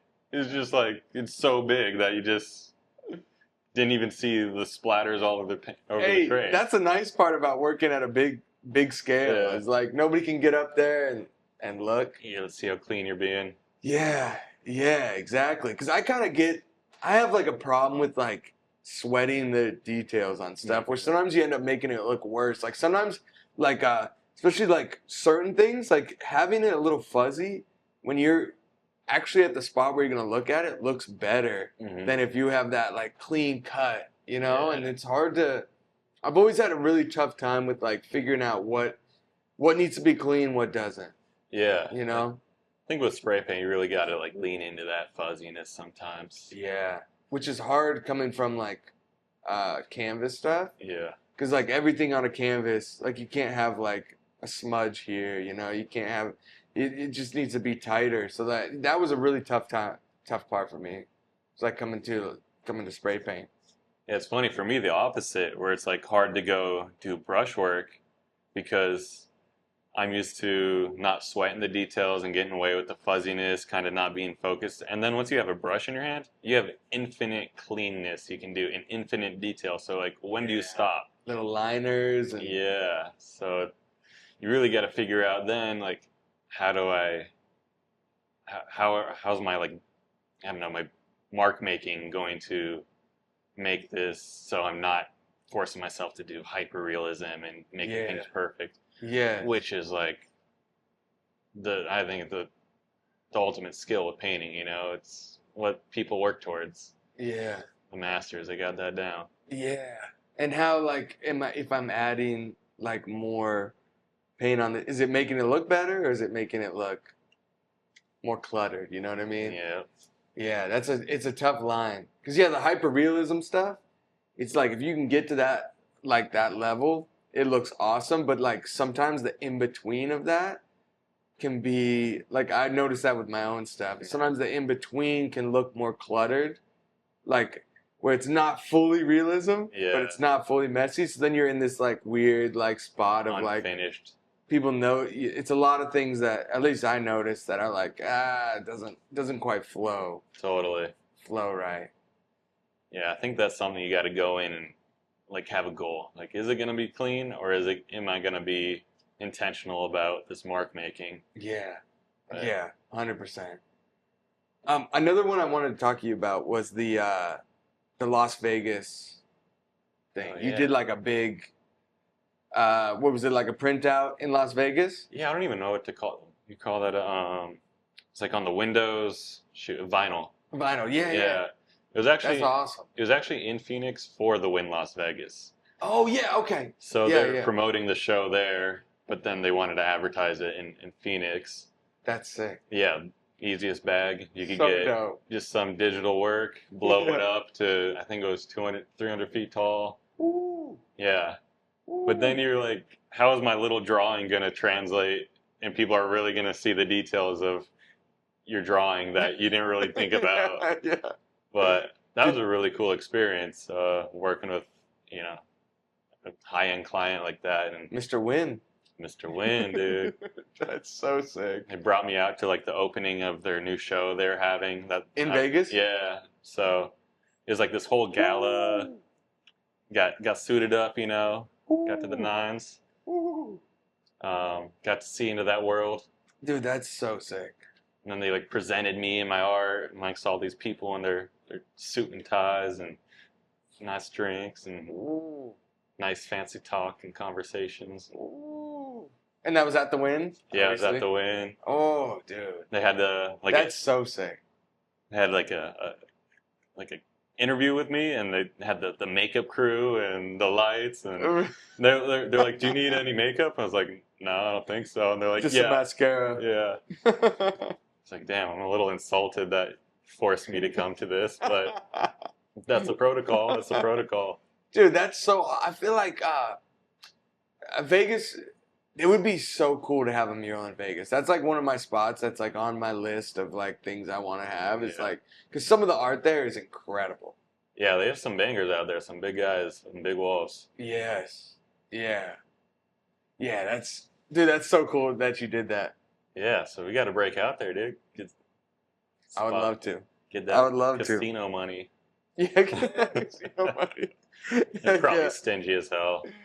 Yeah, who knows, dude? Some of the there's ones in the the park MGM that are like really cool, like florally, just dope murals, dude. I remember sitting there like, these look so dope. Those ones really stand out to me. But there's a bunch of cool art there. But I mean, the stuff in like the Caesar's Palace, really cool too. Yeah, real high end. Yeah, yeah. And then just even whoever painted all the clouds in those Miracle Mile shows, like shout out to you. That's a lot of work. I can't even picture that. That's a lot scaffolding of work. Up in there the whole time. Yeah, and I don't think it was just printed. So I think that would be a huge job to print out. I assume somebody was out there just hitting those spots. Clouding away. Yeah, dude, I gotta go to the bathroom so bad. Okay, we're back. No, that's like something I love about this because I always like we've talked, off camera stuff. I'm always so interested about this stuff already. Of like, how did you? Because I'm trying to like learn from some people that I look up to and like learn from other art. I think there's like infinite amount of things you can learn. So I'm always just like interested in this stuff already. So no, this has already been freaking awesome. Yeah, yeah. I feel like we've had so many conversations, us and every other artist, where we've sat there for 3 hours and we're like, I guess we could have made this a podcast episode, but it's cool that you're doing it now because I don't know. I think even artists that are doing things that you're aware of, it's nice to hear their whole like perspective and process, no matter what. It's really fascinating. Yeah, yeah, because there's not that much in like the mural world and like the painting world. There's not much where you can watch tutorials and stuff like that, but you can't really hear about their like experiences. At least I don't know of too many. Like Ten Hun, he posts some stuff, and like Kipto and Marco. There's a few of these guys that I've seen on YouTube, but there's not that much of just like kind of getting the behind the scenes of what's going on, Because Instagram is like just a highlight reel, I'm guilty of that too, and I try to like show like I've got rejected from every art call I've ever, applied to, like it's not all just roses, There's been times where I had to work on all this other stuff, like, and Instagram can really like trick people, you know what I mean? And I feel like a lot of us aren't going to go out of our way to show our personality, like our personal selves on Instagram. Some guys are good at that. I think a lot of us are just trying to put our art out there and so it's cool. It always feels weird, like, and I'd like to think maybe I've gotten like maybe a little more authentic with it, but I feel so weird just being like, hey, and then you're like making jokes to nobody. It's like it just feels so weird to be like, here's my story, and like so that's kind of the reason I thought this would be cool. Okay, so there was a few more things I want to talk to you about, and then I want to get to rapid fire. Just because we were on this subject. Okay, those murals with Mutavision. Oh, Muda. Yeah. Did I say that wrong? Gosh, close enough. I met him once at the Phoenix AM skate competition. Oh, but cool. I really like his work. He's one like his he does those like clean lines with the like gradients. Yeah, he's the one who introduced me to the HVLP gun. Oh, really? Yeah. Dude, I love his stuff. He did one in Florida where it has like a big like bird of paradise on it. Yeah. Dude, I was like, it was one of those ones like we were talking about earlier where I'm like, oh no. That is so incredible, dude. I just loved it. Dude, he'd be a great guy to have on too, because he's someone who's like way too humble for his work, and he'll never see like himself as good. And it's like, from your perspective, you probably think, oh yeah, thinks he's doing amazing, but like you get to talk to like artists and have a conversation. It just has like, I don't know, got their worries just as much as I do, So I think that's the best thing to do is like hear an artist down to earth about their Yeah. the process and their own insecurities about their art. Yeah.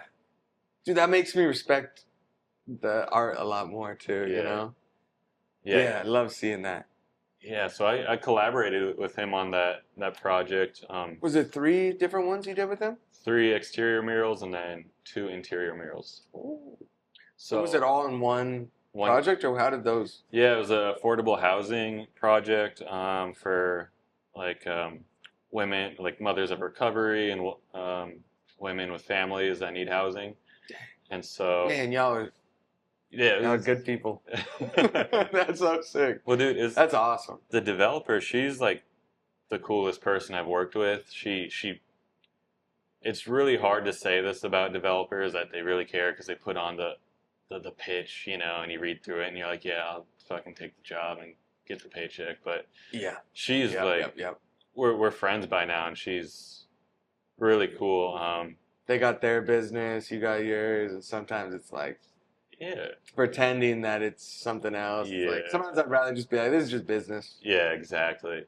Yeah. But she actually cares. Yeah, and so she was just like, she gave me full creative freedom, and so me and Muta like we created this narrative between all the murals of like these women creating in solace and just kind of being in that Zen state, in that escape to like, I don't know, like a happy place you get when you're painting. And so Yeah. we wanted to create a narrative of like these women all collaborating on this vase together that turn. Then there was the last mural was this vase of the flowers being held in it. Is that the purple one Yeah, with the vases? Yeah. Yeah, The girl so with the earrings. yeah, so that the first mural was the woman like forming the vases and putting them together, and then the second one was a woman painting the vase, like the sun design that Muta came up with, and then the third mural was the vase with the sun design. So it kind of also all played into our collaboration together. So, Dude, that's sick. dude, that was probably one of the funnest projects I did because, you know, it was just like everything worked out, it was smooth. There was no stress by the developer or anything. It was just like, go have fun, go paint. And like, that's awesome. yeah, dude, that's He was a a rare. good guy to work with. Yeah, and he taught me a ton because he's someone who works on big projects all the time. He's assisted like heavy hitters, and he's painted like half the murals in Miami without his name being on it. And like I didn't even know that until What a beast! I Dude. know, and no Shout one out to him. realizes. I was visited him in Miami, and or I was there for Art Basel, and he was like walking me around. I was like, "Oh, that's a sick mural." And everyone, he's like, "Oh yeah, I painted that." I'm like, oh, none of this is even on your portfolio. He's just undercover painting these huge murals. So Dang. So he knew really like the technical yeah, side of it, like the back of his hand. yeah, and he's whipping that boom lift around and like, you know, fucking drifting it. He's a veteran, dude. So it was cool. Dude, that's awesome. Yeah, I'd like to spend more time with him. I love his work. Yeah, he's got to get back here in Arizona. He escaped back to Miami. Miami life pulled him. Miami, not a bad place to be as an artist. You know, yeah. A lot of competition there. But have you ever been down to like the Art Basel? Yeah, I was there. Basel. I think 2019 before COVID. Oh, you did? Yeah, it was cool. It was I think Nyla. It's me, Nyla, Gio, Muta, Gerb. We were all down there, and we painted some walls, so that was pretty fun. Sick. Yeah. It's kind of just like a free-for-all out there. Nyla got into the Wynwood Walls Mural Festival and did a piece out there just by a whim, so it was cool. That's dope. Got to see that Miami painting life, and those guys, that's a hustle out there. Oh, yeah. I couldn't keep up. It's like, you got to be dedicated to that hustle. Yeah. Arizona's real. Like, what you mean?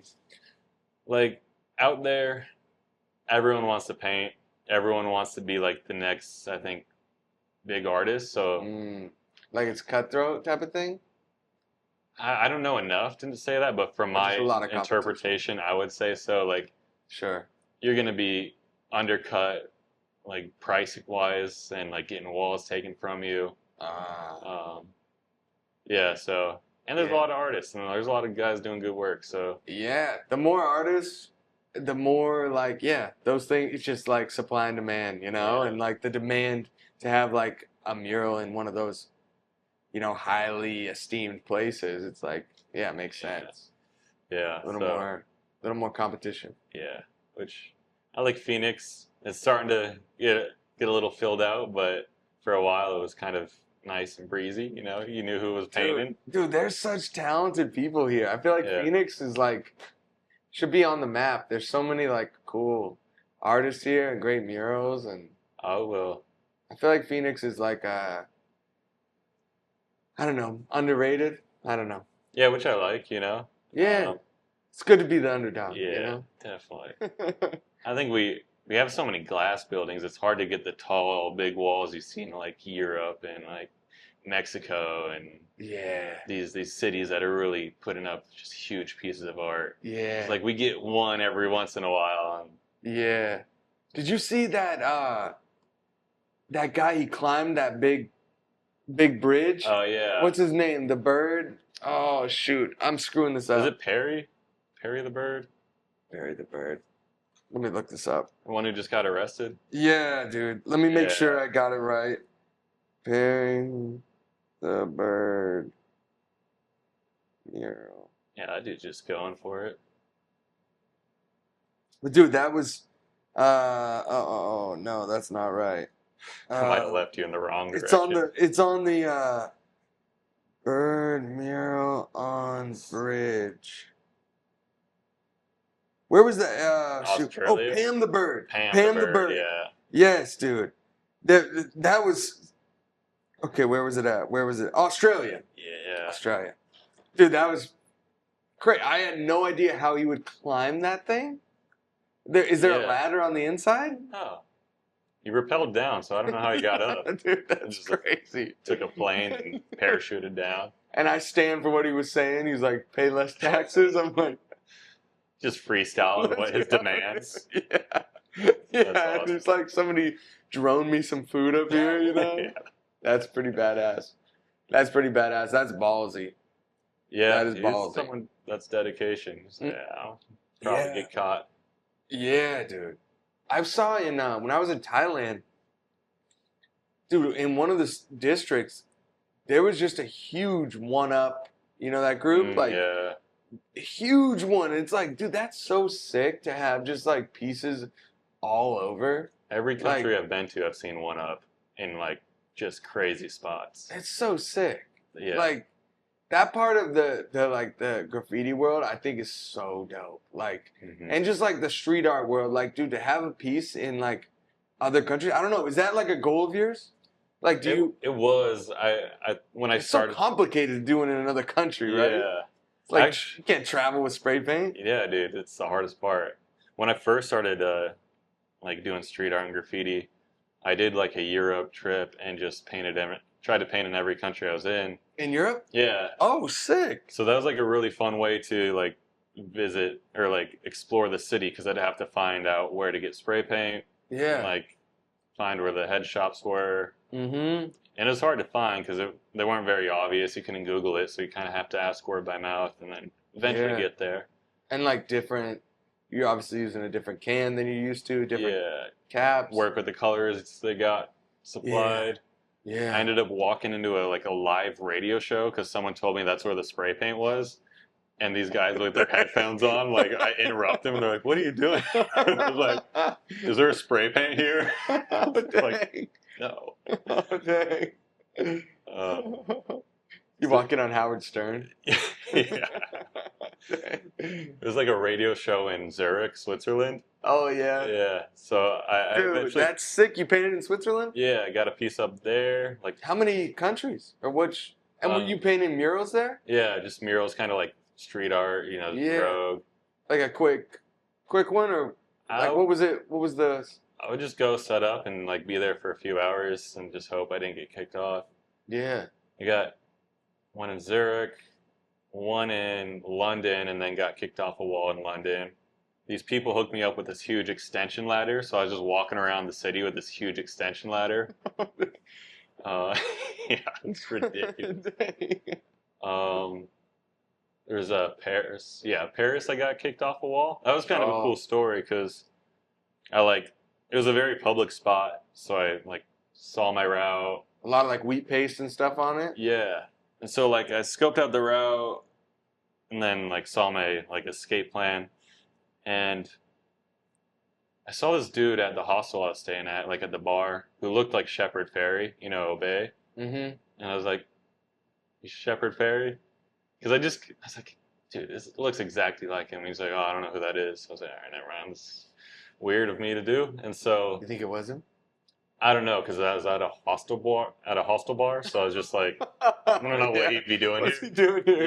Yeah, Yeah. but like I go do my That'd piece. be crazy if it actually was him. I know. He just Maybe we'll, you'll connect with him one day and he'll be like, that was me. yeah. He's like yeah, Yeah. got you. Yeah. I didn't know if you were feds or not. So I go to do my piece. I get kicked off, and then I get like go down my escape route because they said like the cops are coming in French or however they say it. Oh, like security got you? Yeah, some guy was like in French yelling at me that the cops were coming, and Oh, someone translated it for me. So then I go back and I see all these Shepherd Ferries. Yeah, that's all I understand. Wait. Yeah. So I go back and there's all these Shepherd Ferry posters we pasted everywhere. So, maybe it was him. So I looked it up and he had a show in that area. So we sort of crossed paths doing like shoot. street art at the same time, which is cool. Oh, shoot. Yeah. You did a little big dogging. Yeah. Nah. That's cool if that was him. You guys are probably, Yeah, somehow connect crossed. one day Yeah. and you're like, yo, He's probably I got know a that whole was team. your ass. And then I hit Ireland. I got kicked off by this like super Irish cop, and he had the thickest accent ever. And I just pleaded like, Get off the wall. yeah, Conor McGregor. yeah, dude, he was ready to whoop my ass. Yeah. He had that anger in him. So, then later, my mom went to Ireland with her sister, and I like wrote her a map or drew out like a handwritten map for her to go find the piece. Oh, And so they're like going through the city, and like I don't know how they found it, but they knocked because it was in an alley and like behind not an obvious spot. They knocked on someone's door and asked to like sort the map out for them because I gave them the worst map ever. Yeah. Eventually, she found it and got a picture with it. So Oh, dude, that's sick. Do you have the photo? yeah, I got that. So Should we drop it here? yeah, I might do that. All right, let's do it. It's half finished. It's half of a face because I got kicked off. Oh, yeah. But the coolest part is that my mom found it. Dude, that's Yeah, dope. the piece isn't anything to write home about, but that Hey, was yeah, I dude. like that part. Dude, painting murals for me take a long time, so that's like sick to be able to just do a street, one of the streets real quick. Yeah, That's So- sick. that was my little stint. I've tried to like go back over. Some things have failed. I was supposed to do a 6-story mural in Kyiv, Ukraine, Oh, dang. and then the war started, and that wall probably got like I don't know blasted. But Hey, yeah, it was pretty wild dude. because Wow.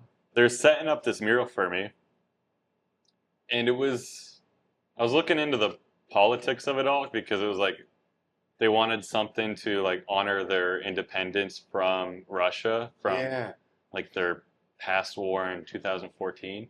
yeah. I didn't know anything about that. I don't know. And they wanted an Arizona artist because John McCain was like heavily involved in like helping their independence, and so I'm like, Oh, yeah. I don't know.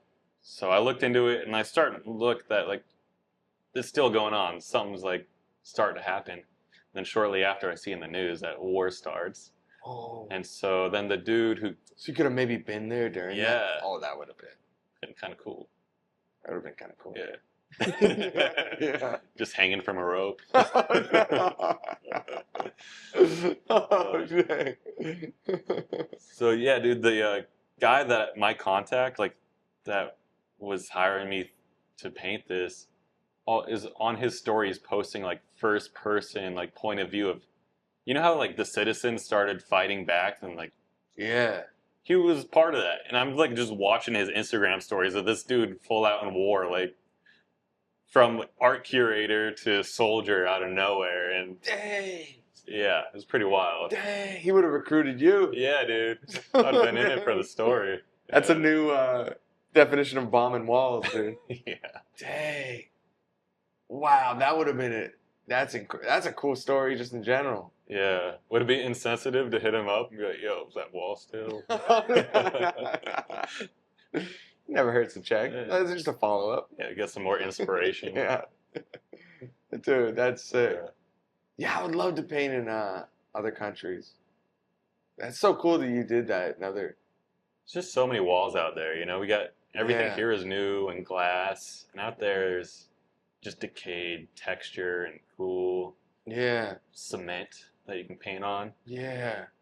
And like the graph scene out there is super cool. Like we were talking about One Up. Like I feel like people out there understand that what they're looking at, and they see all these guys that are getting around. Yeah. So, Dude, that's so dope.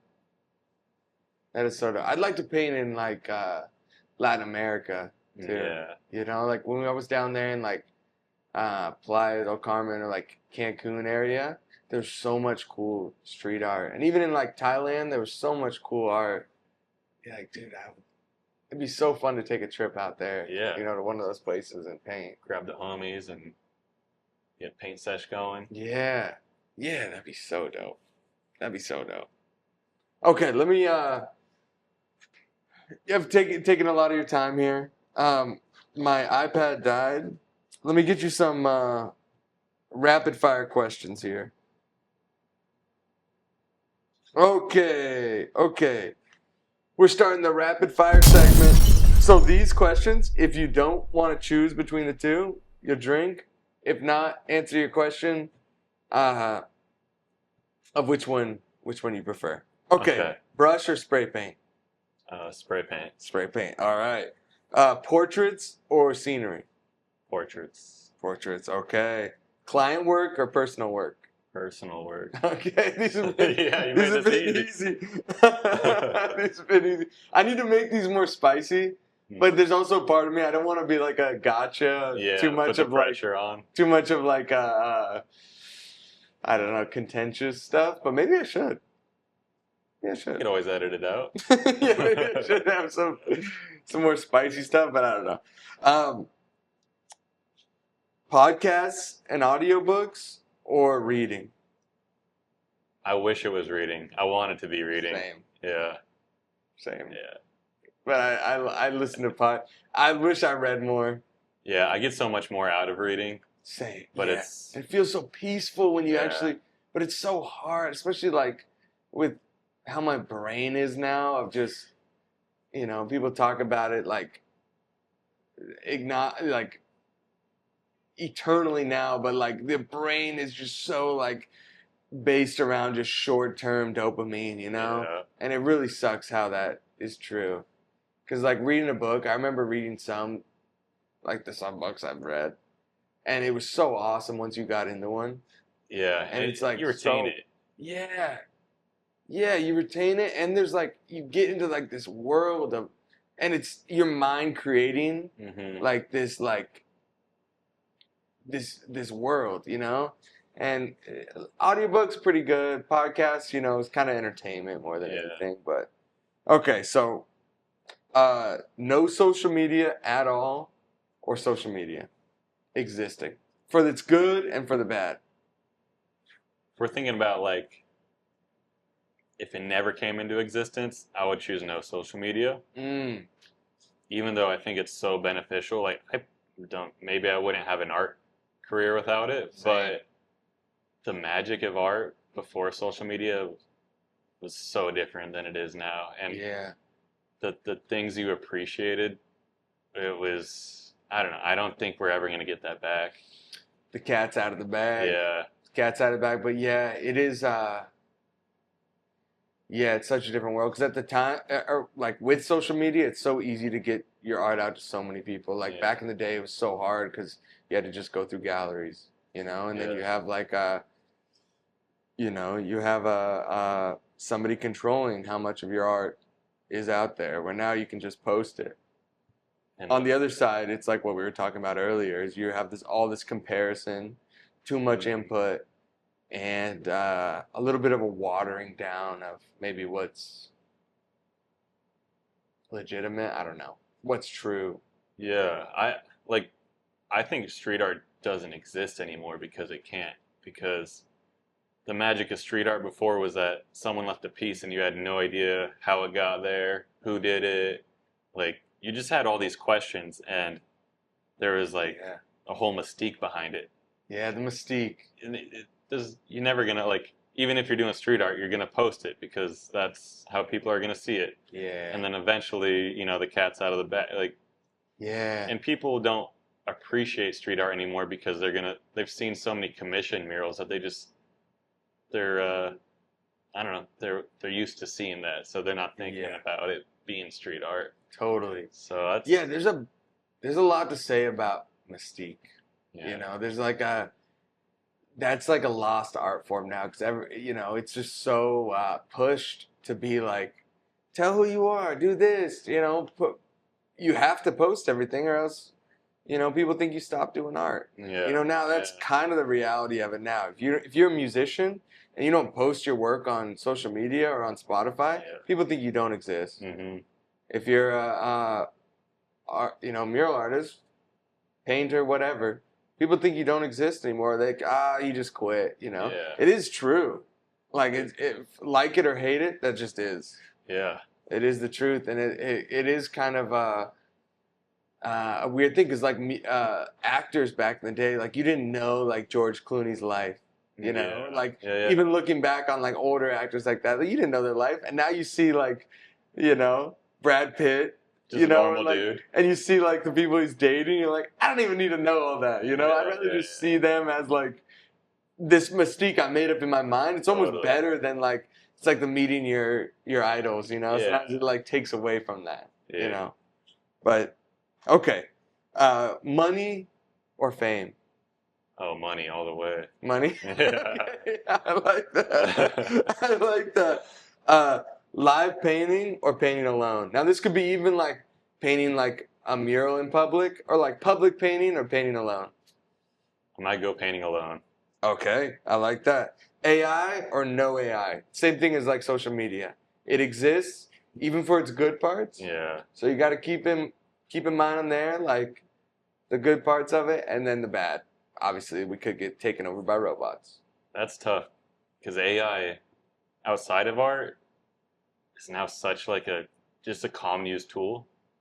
Emails. And I think about the things that I've saved so much time on when, like, wow, we used to have to sift through everything. And like, I'm thinking about like, if you want to start like a business, you want to sell vacuums, you got to now Google about like vacuums. You got to Google business structure. You got to Google the market in your area, pull numbers. Go to the library. Yeah. Yeah. And now you can ask AI to like create all that for you and tell you, is this a good investment or not? Business plan. Yes. And when it comes to art, it's totally it gets mucky. Yeah. It gets mucky. I think it's back to the mystique thing. Lost a lot of mystique with the art because a lot of the artists that I was like so inspired by, they were able to like paint things that I just was like mind blown. I was like, how did they come up with this idea without? Because you can't reference these things. It's just they know their subject matter so well that they're able to like apply a glass like texture to their any figure.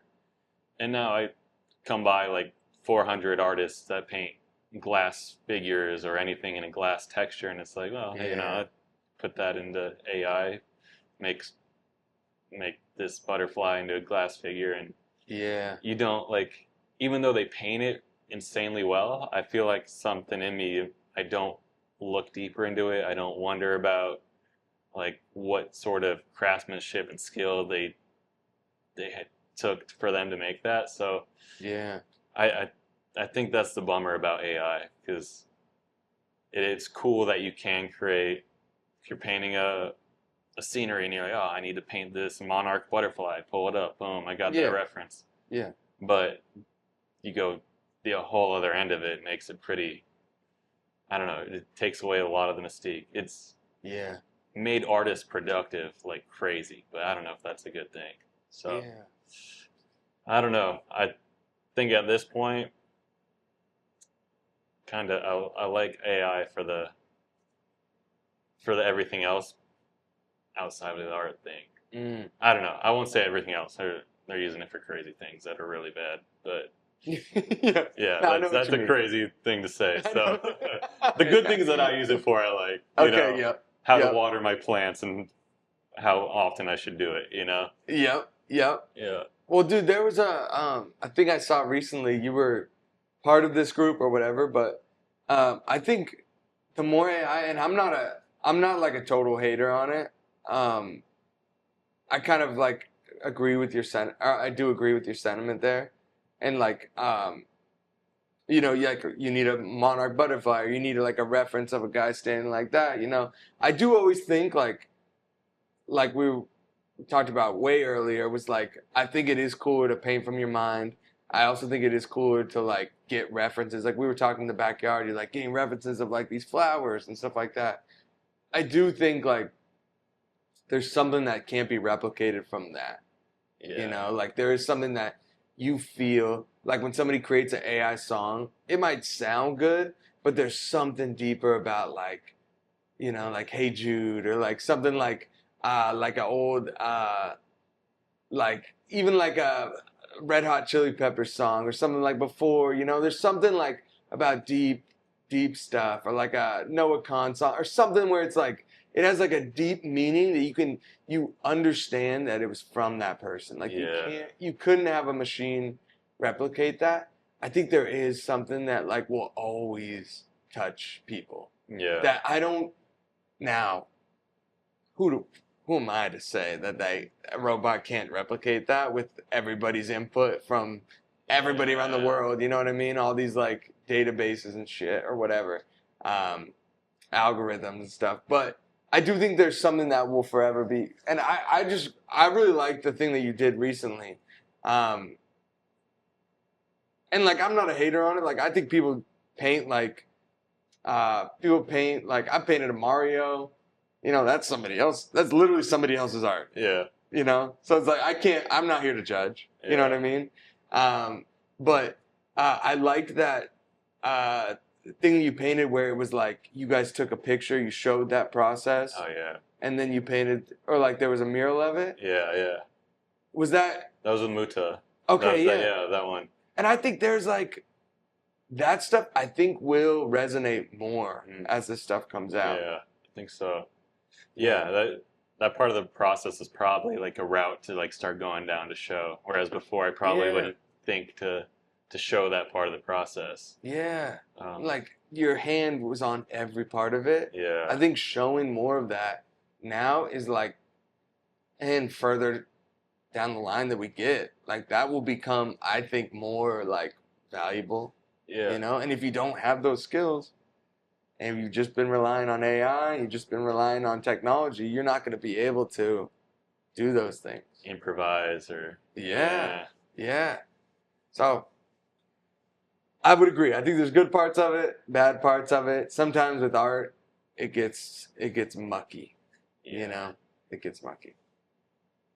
Yeah. Okay. Anything that you want to promote? Anything that... Actually, before this, anything like you have like maybe like a word to an artist that are starting or like an artist that's like struggling or whatever, like a word of advice, maybe it's 10 sentences, maybe it's one for like new artists or people that are struggling, maybe they can't find their voice. I think we touched on this a lot, which is about don't put the pressure on yourself of being an artist, like being a full-time artist. Don't even call yourself an artist. Just create. Like for the longest, I still probably don't even like call myself an artist. I think, I don't know, it puts a lot of pressure on yourself. And put these labels. Yeah. I think when I first started out, I was always like, you do feel the pressure. What's my style? How do I find it? Because you see everyone you're looking up to that has like a specific thing they do and like a style. Oh.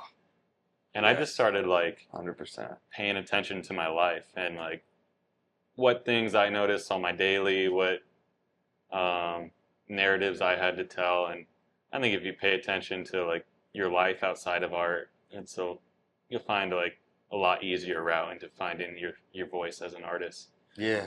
And the most important part is being an artist is having a voice in what you paint. So, I mean, don't put the pressure on having a voice, but eventually, when you're told to paint something as standard as a cactus, figure out how you can make that cactus yours. Because we all complain. We all complain about painting cactus, but I feel like you just be like, oh, it's gonna be my cactus. Yeah. That's like the best route to go. 100%. I couldn't have said it better. I think that's great advice. Great advice. Okay, anything you want to promote, anything coming up, or maybe like a mural you want to show that maybe you're like, this deserves more love, or like anything like that? I'm gonna be part of the show with my friend Gabby. She's curating it. Her Instagram is ionmoon. All right, let's put that up right here. Put it up. Yep. It's called Spoon Theory. Spoon Theory is the show?